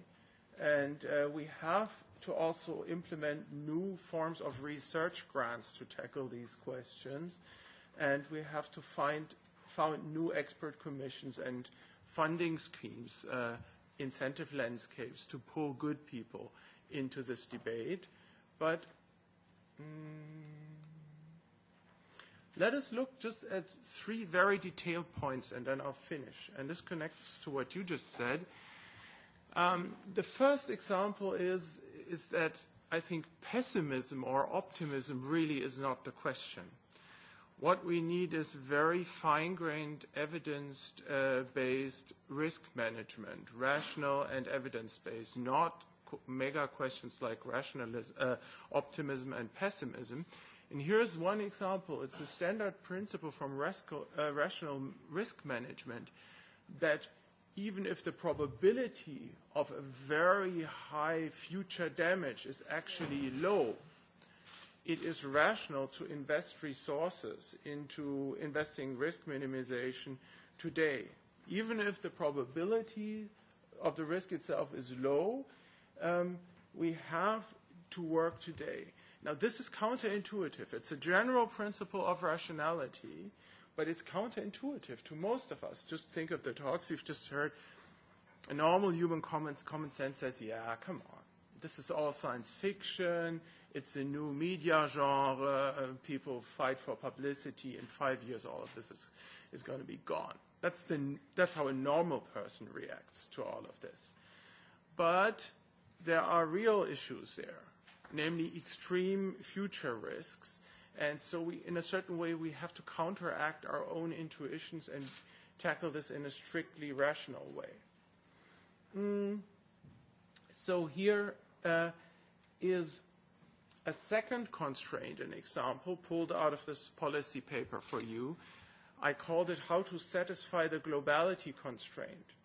So I talked about this code of conduct, the ethics code for virtual reality. Now, if we want to create a code of conduct, an ethics code for these AI issues, it has to be a global one. Why? Because we risk of banning AI research from those countries in which a rational debate is possible. That is, we may cause a race to the bottom. If, say, in the EU, we come to strict safety regulations, the cutting-edge research will, just like with tax evasion, it will just go to other areas in the world.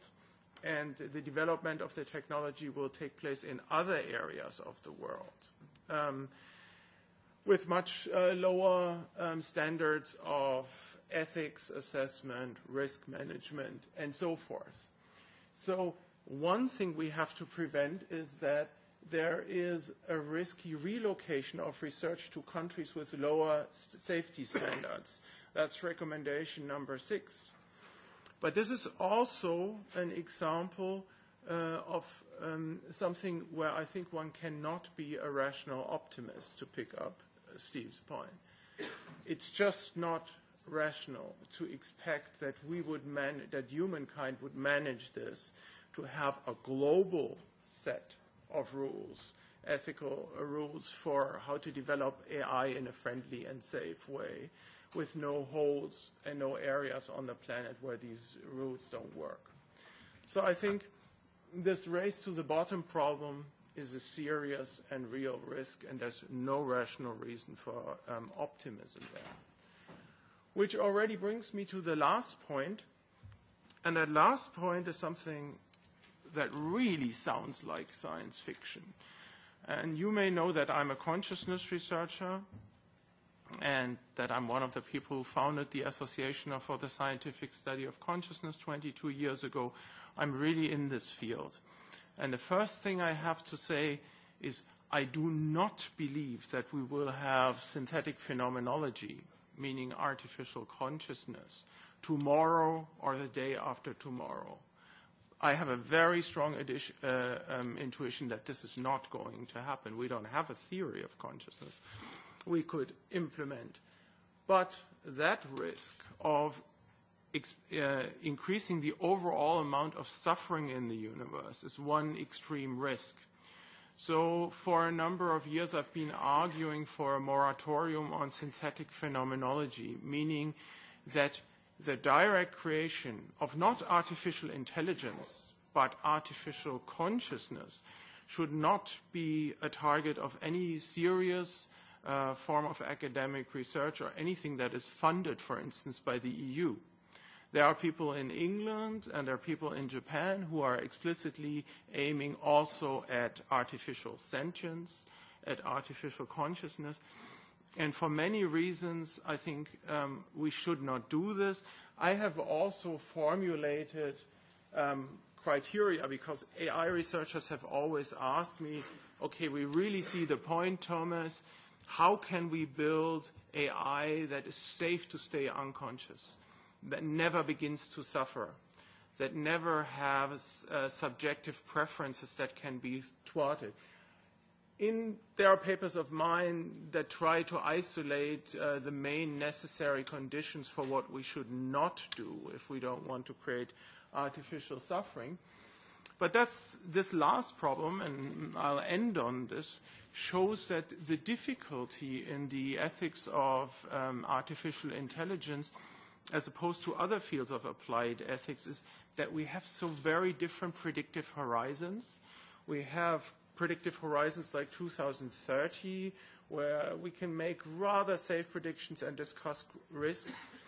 But we also have these issues like artificial consciousness, which sound really crazy to any normal person.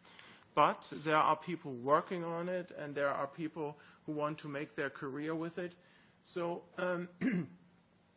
I think recommendation 8 and 9 are it's important to have an understanding of which natural and artificial systems have the capacity for producing consciousness, in particular for experiencing suffering. Given the apparent level of uncertainty and disagreement within the field of machine consciousness, there's a pressing need to promote, fund, and coordinate relevant interdisciplinary research projects. That is, this EA funding has to be related to the existing consciousness research community. And I think we should really have ethics commissions that prevent an unexpected creation of sentient artificial life. We should avoid this at all costs. We should not trigger a second-level conscious evolution without knowing what we do recklessly, just because some scientists want to go down in history. And then we have the problem that we cannot just shut these systems off anymore because, of course, they have a consciously experienced preference for continuing their own existence.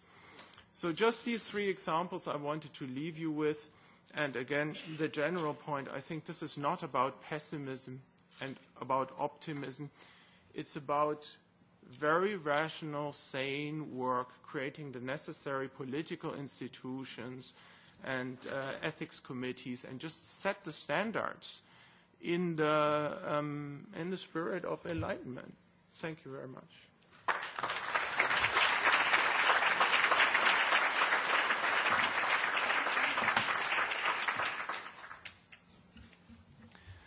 Well, I'm going to use my prerogative as, I guess I'm the session chair, to offer some of my own comments, including some of the remarks that I edited out of the talk that I presented earlier today. I think there are serious threats to humanity that we have to worry about, and nuclear war is certainly one of them. But as I teased in the slide, I think that runaway or rogue or malicious artificial intelligence is not one of them. Not that the risk is zero, the risk of nothing is zero, but humanity has a finite budget of worry. If people are convinced that there are so many existential threats that we're not going to survive another generation, something is going to do us in, then they'll say, well, let's just have fun now. And there's nothing that we're doomed. Humanity is screwed. So let's just enjoy life while we can. I think it's very important to put risks in some perspective. Why do I think that the thought of robot takeover or malicious artificial intelligence is one of the things that we don't need to worry about? Well, one is there have been false alarms before, plausible sounding technological Armageddons that in retrospect we see are ridiculous. I'm referring specifically to the Y2K bug. Do you remember that? That in the 1990s, the big existential concern was that when the year 2000 came, all of the computers that had been programmed to represent a year by its final 2 digits would get confused about what year it was on January 1st, 2000. And in that moment, and I'm not exaggerating, airplanes would fall out of the sky, nuclear power plants would melt down, incubators would shut off in neonatal wards, nuclear missiles would be launched from their silos. Now and these were serious people that warned of this threat, including President Clinton. In retrospect, we see that this was just letting fantasies go wild. So it is a danger that not every technological Armageddon turns out to be worth worrying about. There is a tendency for the pessimistic fantasies to get more attention than they deserve. And I actually think this is true of artificial intelligence running amok. First of all, as Peter said, and I agree 100% with his talks, artificial intelligence is really hard. Moore's law of the number of transistors you can fit onto a chip does not apply to insight, to theorizing, to actual artificial intelligence. To just take a contrast, there's talk about how superintelligence will help us solve the global warming problem. Well, do we have when will we see a robot that can do something that certainly half of humanity would welcome, namely the ability to change a baby's diaper? When will we see a robot that can do that? When will you hand over your baby to a robot? The answer is not anytime soon. I mean, that itself would be a problem that is just an order of magnitude beyond current state of robotics. And I think that's true for a lot of the hypothetical scenarios taken to the next level, that we really should not expect the concept sometimes called FOOM, after the comic book sound effect, where hypothetically artificial intelligence will improve itself recursively. I think that is probably incoherent, let alone not around the corner. It's like we're thinking about the development of a machine that can do anything. What would that even mean, do anything? And likewise, an intelligence that can solve any problem, I suspect, is not a coherent concept, because problems are so heterogeneous. They depend on so much detailed real-world knowledge that can only be applied by experimentation in real time, that the brain smarter than ours that can solve all problems is an incoherent concept. Second reason is that as has been mentioned, intelligence is compatible with any goal. These are wanting something and knowing something, or desires and beliefs, motives and intelligence are two different concepts. We could program a computer to solve arbitrary problems, but the problems are things that we have to decide upon in designing the system to begin with. I think there is a tendency in some of these scenarios to think that intelligence inevitably comes bundled with the desire to dominate, and so as our machines get smarter, it's only a matter of time before they'll want to enslave us. Look at what we humans have done to the animal kingdom. Look at what powerful civilizations have done to less technologically advanced civilizations. I think that's a confusion of the particular kind of intelligence that we happen to see in Homo sapiens, which was the end product of natural selection, a naturally competitive process. So in the human brain, we have bundled together some degree of intelligence and some degree of competitiveness, dominance, aggression.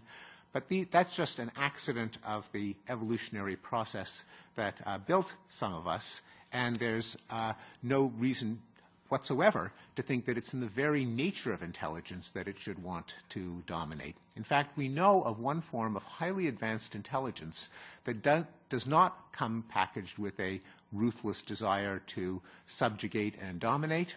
They're called women. Third, a more realistic scenario is not that there would be a kind of HAL in 2001 that desires to dominate, but what has been referred to as the value alignment problem. Maybe if we gave an artificial intelligence the goal of making paper clips, it would turn our bodies into paper clips. If we gave it a goal of self-preservation, it would do anything including destroy us to preserve itself. If we gave it the goal to maximize human happiness, it would rewire our brains so that we'd have a constant drip of dopamine. it seems to me that that kind of scenario is self-refuting. I mean, the way to avoid that is don't build such a stupid system.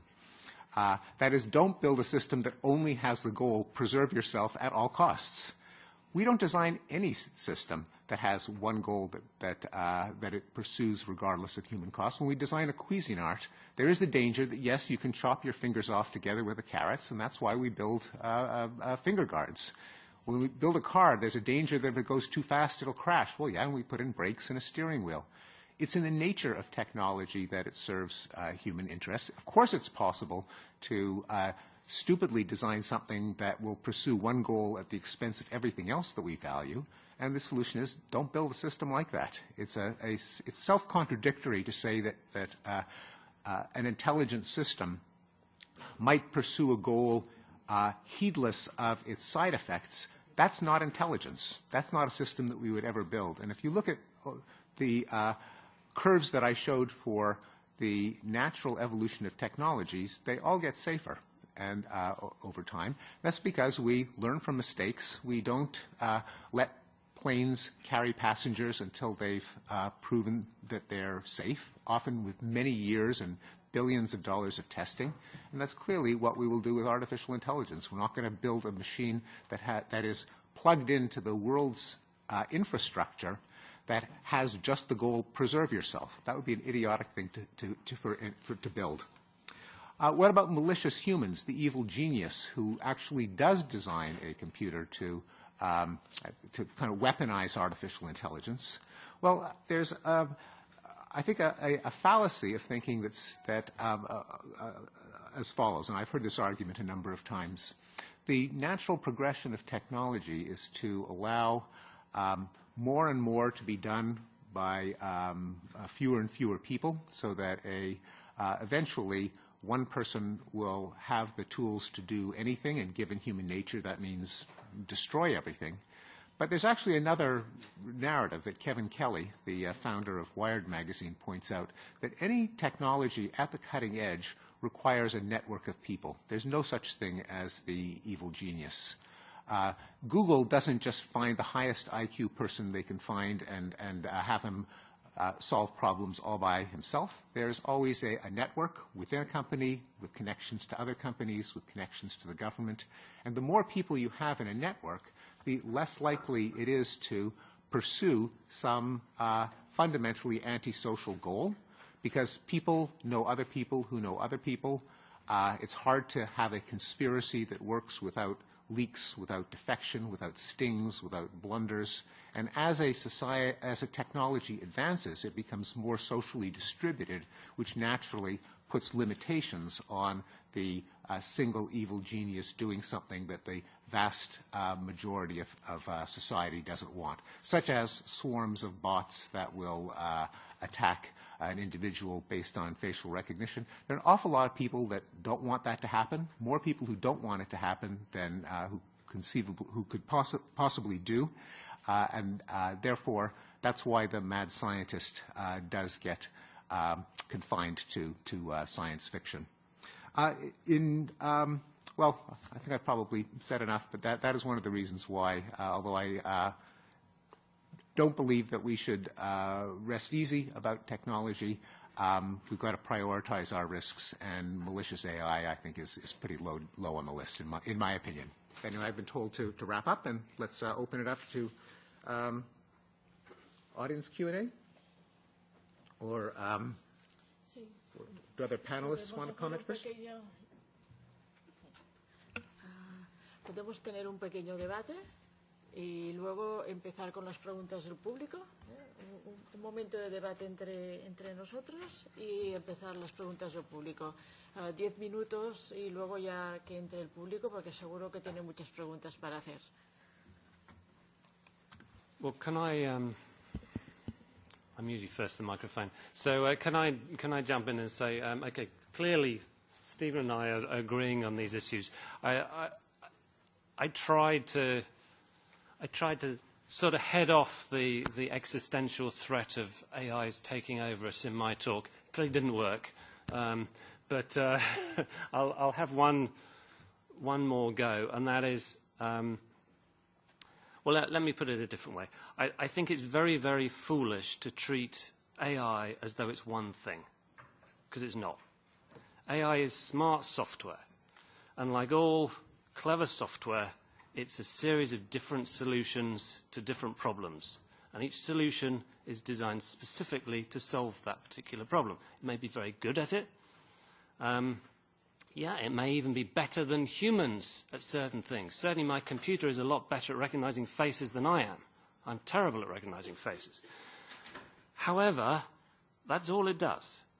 And so if you want to think of AI as any kind of thing that needs regulation, and in some cases, of course, it will, then just think of it in terms of any other technology.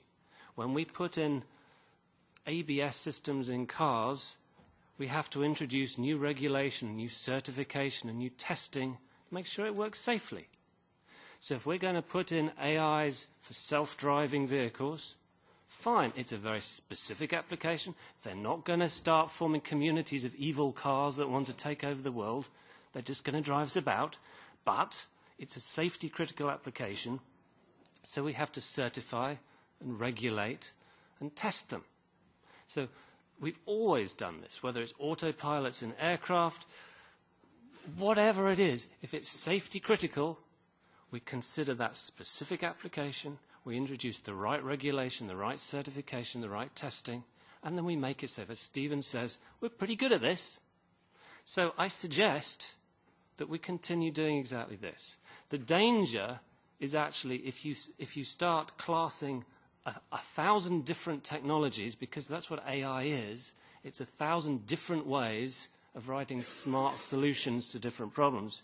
If you say they're all the same thing and you start regulating against this, then I'm afraid you really will harm progress. You really will prevent us from solving these critical problems, and we're only trying to keep people alive here. We're only trying to help people. And as we've heard from other panel members, it's highly unlikely this kind of regulation would be made law across the planet, in which case all that would happen is China would become kings or Russia would become kings at this technology. So, frankly, I don't see the problem here. We're all smart people. We know how to deal with safety-critical systems. Why don't we just keep doing what we've always done and think about each problem as it arises and make sure we do the right thing? So there have been a lot of things said by Drs. Pinker and Bentley. I'll just pick up on the I don't think we have time to get into the malicious genius issue. Excuse me, a minute, because it's not 12 and 30, we must go out. All right, Thank you. I'll be very brief. So I think just to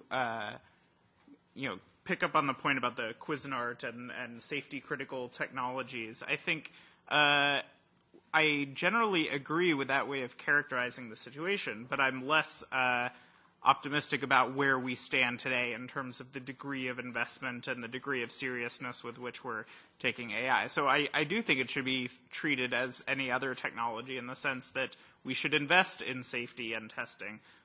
And people are arguing that. So there was a Wall Street Journal op-ed just yesterday by two AI researchers at the company OpenAI arguing that there could be extreme safety risks from AI and there needs to be more safety research.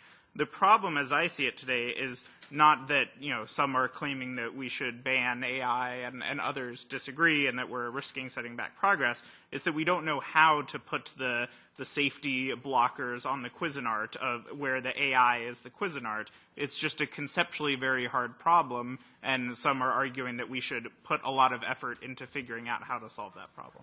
I've got to say, I just don't think that's true. That only becomes true if you think AI is one big thing, and it's not.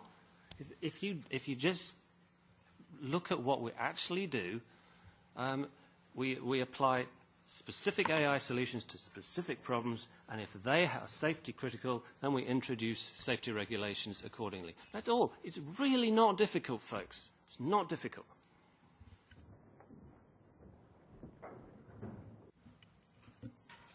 May I comment?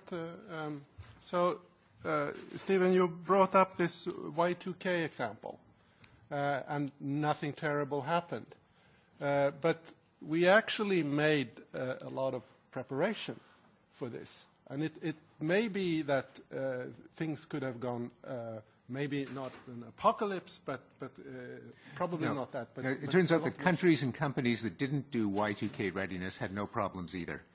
I actually looked into that. You have? Yeah. So it's okay. So if that's right, then the Y2K was not a problem. It doesn't follow that the emergence of superintelligence is not going to be a problem. So just saying that, let's not worry about it, that's the kind of irrational optimism. But it's not going to emerge, that's the point. It's entirely irrational to even conceive that it will emerge, because frankly, the most irrational belief right now is to believe there's going to be a superintelligence. It's like saying, okay, my pet dog, which has a remarkable brain, and it has the ability to adapt its brain, it has ability to construct its own brain, construct new versions of itself, change over time, maintain itself, repair itself. Why isn't that taking over the world and becoming a superintelligent? It's far better than any technology we could hope to create for hundreds and probably thousands of years. Why is my pet dog not an existential threat? Well, okay. Mientras estamos acabando con el debate de la mesa, por favor, yo voy tomando ya nota de las personas que quieren. Empezamos.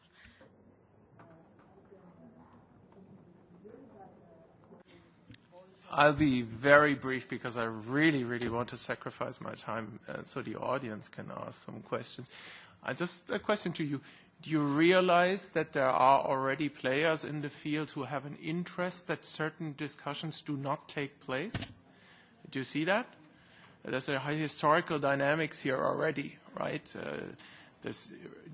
Have you noticed that IBM doesn't speak about artificial intelligence anymore, but about cognitive computing, because they're afraid of these public ethical debates? I think this has to be pulled into the political institutions and done there. Else there are too many players who pursue their own interests. But I'll be interested to hear what you think. Vamos a empezar con las preguntas. Creo que la señora de blanco es la primera. Tenemos muchas manos levantadas. Disculpe si no las he visto. So thank you very much for the invitation. My name is Stella Veliki. I have studied physics and informatics. Excuse me, one minute maximum, please. Yeah. Thank you. Two questions. One for, I don't know who can answer. Do you have some experiences with artificial intelligence and quantum informatic technology? And the second one is, do you use artificial intelligence tools to discover or to have the information for the next radicalization person, I mean for the terrorist, and to have an alert and to say, look, for this person, I have a more than 40% probability that became a terrorist, and to give me the direction where shall I act. Sí, excuse me. Vamos a tomar bloques de 5 preguntas, porque si no, no vamos a tener tiempo. Me parece que había la señora que también quería preguntar. Y vamos a ir por allí y luego, pero muy rápido, porque es que tenemos un cuarto de hora, es horrible. Thank you. Thank you very much for all and for your excellent presentations. My question is, you all showed more or less several graphs and ideas how the level of happiness at large in the world is increasing. Therefore, I would be interested in your views about how it's then explained all these movements in expressed radical movements that come up quite violently in several places in the world, and if there is any hope for artificial intelligence to help and avoid them. Me parece, sí, por favor. Sí. Thank you for your explanation. My question is, I would like to address Mr. Pinker and Mr. Bentley. You spoke about not classifying all kinds of artificial intelligence into one category, and about submitting artificial intelligence to regulation and testing before releasing it onto the market and into the public. However, I would like to refer to another novelty of that arose at the turn of the millennium, namely the Internet, and the problems that the Internet still poses today, like the darknet, hacking, and crimes, etc. And it is still not regulated, it is still not contained. Shouldn't it be, isn't it reasonable to provide a safety net to avoid further problems like the ones we face now with artificial intelligence? Thank you. De la camisa marrón, allá al final. Sí, por favor. Un momentito y cogeremos 5 preguntas, 5 personas. Would you agree that mistaking machines for humans is a legal and ethical trap, and that more specifically, you cannot molest or rape a sex doll because it is a machine, not a person? ¿Otra pregunta? Por favor. Thank you. Very simple question to Professor Pinker, please. Should the interpreters and translators have fear of the future when it comes to AI and language technology? With a nod to the colleagues in the room, the interpreters. Thank you. Okay. You can. Okay, so of those I can recall, quantum computing and AI, yes, there's some work going on in that area. It's very speculative because we don't really have proper quantum computers yet. There is some interesting work that may improve some capabilities of some algorithms. I've forgotten the other part of her question. The radicalization. Radicalization. Well, and this kind of relates to some of the other people's questions too. There's a danger that none of the panelists who like to, the AI bashers, perhaps are aware of, but I think it's actually a much more interesting danger. A lot of us now are relying on curated news on devices such as these. So a lot of us around the world are now reading information, getting our information about the world through their little AIs. They're trying to figure out what we like, and then based on what we like to read, they give us more of the same. Now, I happen to know many of the researchers that created these algorithms, and they've realized that there's a side effect of this. And the side effect is a polarization of opinion. It means that if you keep presenting the same thing that they like all the time, they don't get a general view of the world anymore. So this is actually a real danger of AI. It's a very specific application of AI, and it points to, as some of them are claiming, I don't know if this is true, but some are claiming this could explain some of the more radical behavior, some of the more unusual election results recently, because populations are becoming more polarized. They're no longer getting the general information that they once did. And this, then, how can we use AI to solve these issues? Well, we can actually change what we're asking it to do. At the moment, we're asking it to show us things that we like. Perhaps we should add a little bit of understanding of how to educate people as well. So show us a bit of what we like and show a bit of what we need. So that might be a useful thing to think about in terms of helping democracies. It's also, yes, it's definitely possible to use data mining, machine learning to track potential terrorists. This is definitely something we can do. Okay. I'll try to answer the questions that are directed at my way.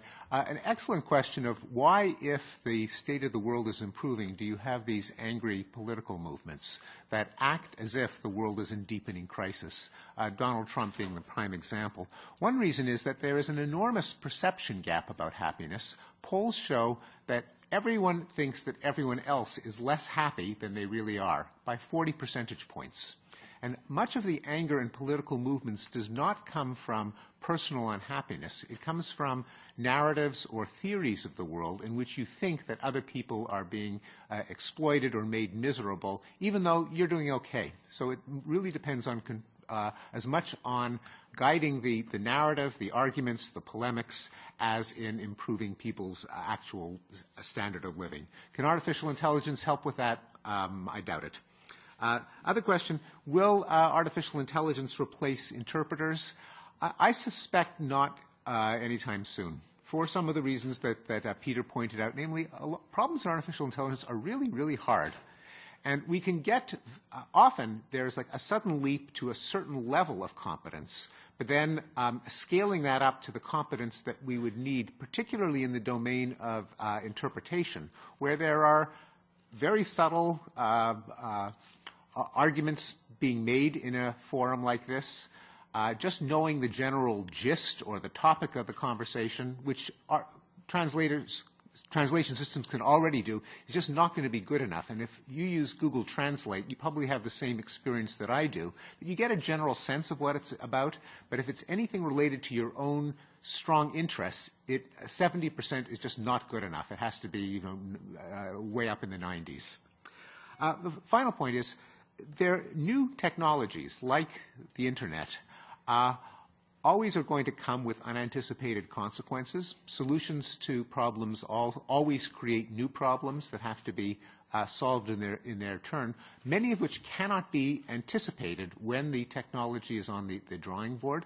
But the tendency, such as when cars were introduced, the rate of death was sky high. I mean, new cars really were a menace. But the danger was brought down as engineers started to inspect the wreckage, compile the statistics. People generally want things to be safe. And something that has only appeared in the last 5 or 10 years, there are definitely going to be problems. It doesn't mean that it's a portent of the future, because we're just starting to mount a defense against it. As for a kind of race for the bottom where the argument that safety features are futile because other countries will simply circumvent them, I think that too is not the general direction that technology has taken. We aren't seeing huge numbers of planes that crash being manufactured by China to undercut us, because no one wants planes to crash. And the deleterious effects of new technology are generally things that people all over have an interest in trying to mitigate. Vamos a tomar 5 preguntas más. El caballero de la corbata roja. Very short question. 30 seconds, please. Yes, Peter Wicks, a consultant in Brussels. Question for Steven Pinker. You said that we need to change the narratives, close the perception gap. Why don't you think algorithms can help with that? Sí, excuse me. Sí. Arkady, please. Sí. Una pregunta para el doctor Pinker, al que agradezco su presencia y su conferencia. Ha dicho usted, como creo que además se explica en el libro, que hay una relación entre el pesimismo general y las malas noticias que los periódicos proporcionan. Bueno, unas malas noticias que habría que reconocer que son las mismas malas noticias por las cuales nosotros nos interesamos cuando vamos por la calle y alguien cae o hay un accidente, etcétera. Hay un lógico interés por las malas noticias que va más allá de los periódicos. Pero mi pregunta concreta sería si no cree usted que en ese discurso de la mala noticia del periódico, que lo caracteriza además desde el principio de su existencia, no es realmente también un factor de optimismo. Es decir, no ha contribuido ese pesimismo ontológico del periódico al progresismo y a la mejora de las condiciones de la vida humana. Y una pequeña matización al señor Bentley respecto a algo que ha dicho sobre la polarización de las noticias. No es exactamente que Internet haya traído la polarización de las noticias. Esa polarización de las noticias existía ya mucho antes. Cada uno tenía su periódico, su cadena de televisión, su radio, etcétera. Lo que se creía es que Internet iba a acabar con esa polarización de las noticias. Una de tantas utopías digitales que no se han cumplido. Efectivamente, la polarización sigue, si usted quiere, aumentada, porque aumenta el número total de mensajes informativos, pero de alguna manera la polarización no es un fenómeno nuevo. Por favor. Sí. Thank you. My main question is the transparency of IA process, as talked about by Miles Brundage for Professor Bentley.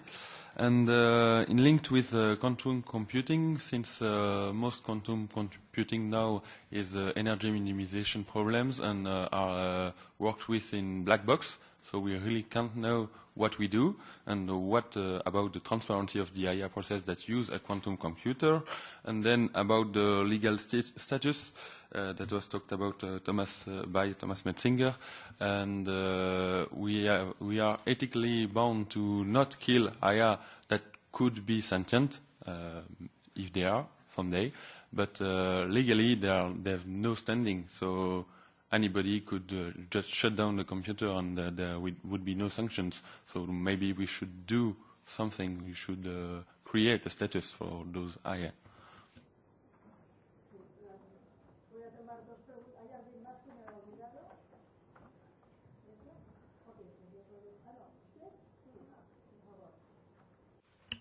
Thank you.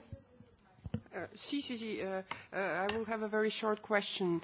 I would want to ask, is this proposal which was just made about a global universal charter not a relatively good solution, even if there might be difficulties to monitor its implementations in the whole world? And do people like Bill Gates from the private sector and Stephen Hawking, who is from the fundamental physics, are they not informed enough about artificial intelligence? Thank you.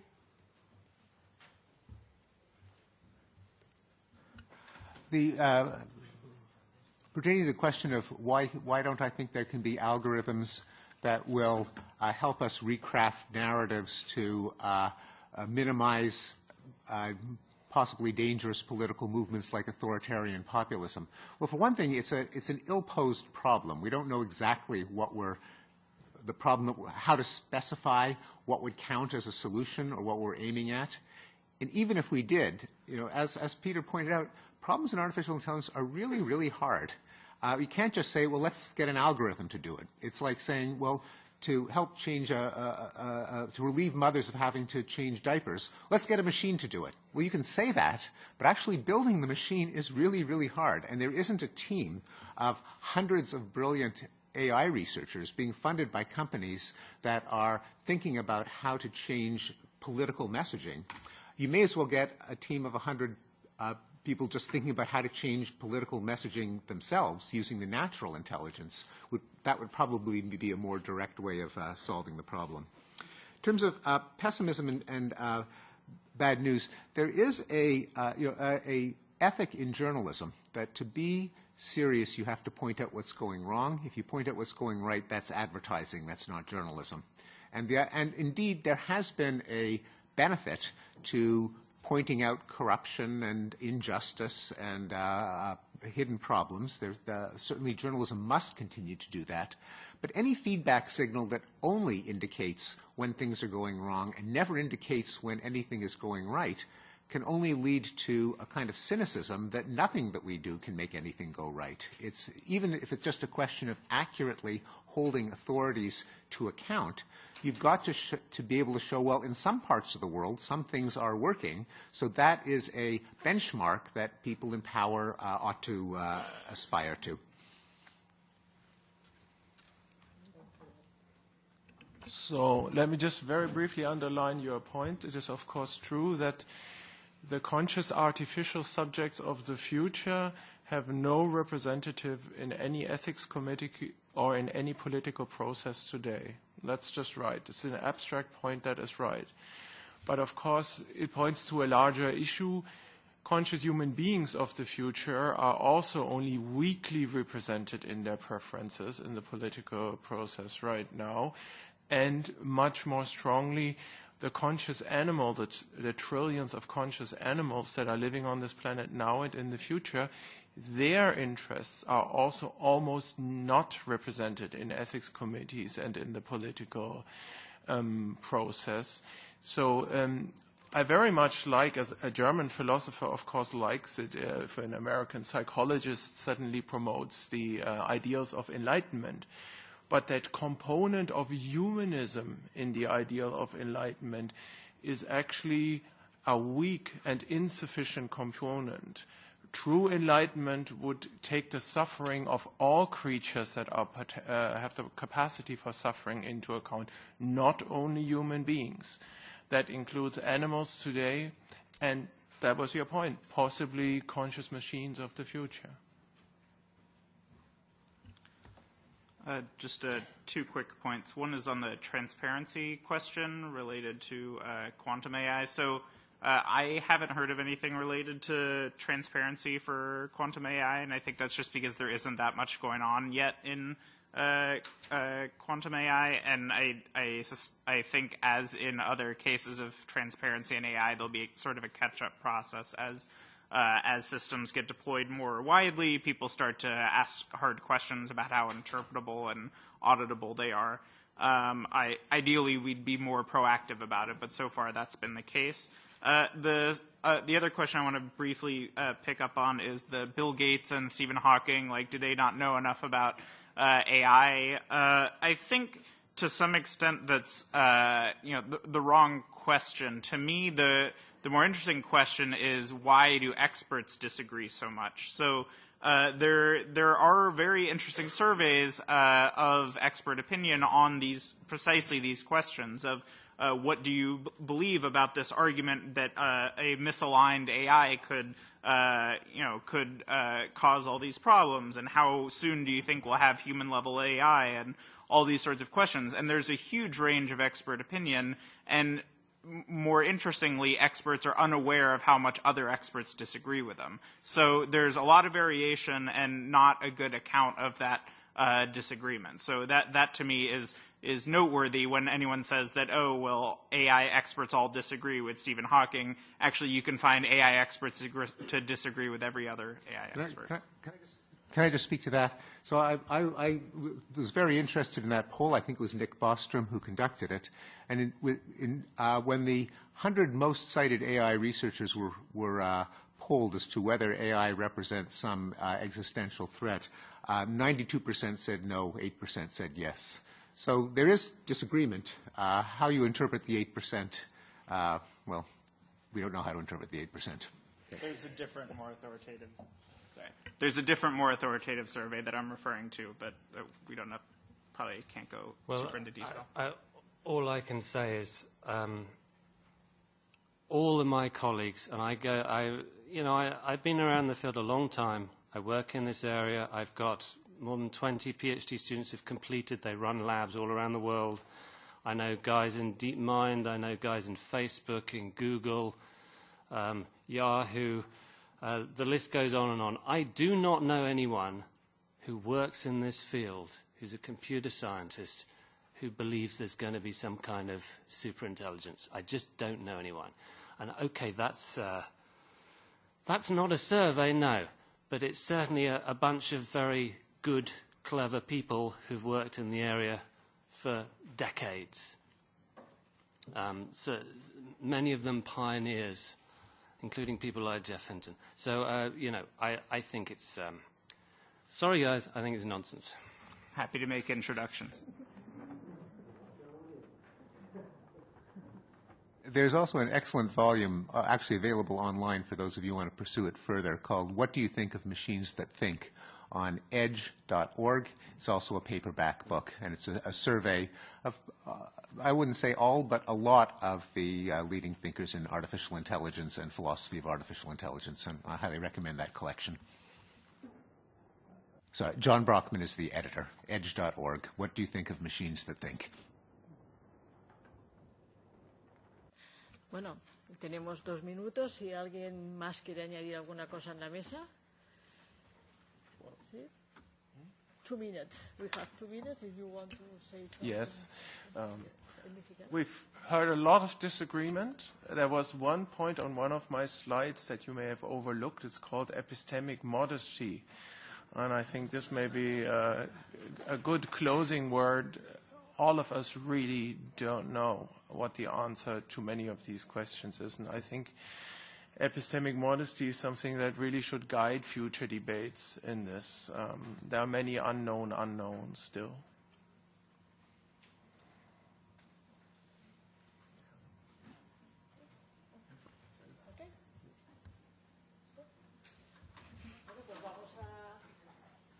Vamos a acabar aquí. Ya nos hemos pasado unos minutos de la hora. Yo creo que ha sido un debate interesantísimo. Hemos tenido unos ponentes fantásticos. Nos han abierto los ojos a muchas cosas y, sobre todo, hemos tenido un moderador de lujo al que le agradecemos muchísimo que haya estado esta mañana con nosotros. Pues muchas gracias por venir y espero que estén todos, que sigan los actos que hacemos en Euromain. Este no es el último, vamos a tener actos muy interesantes también en el futuro. Muchas gracias por haber venido y hasta muy pronto. Gracias.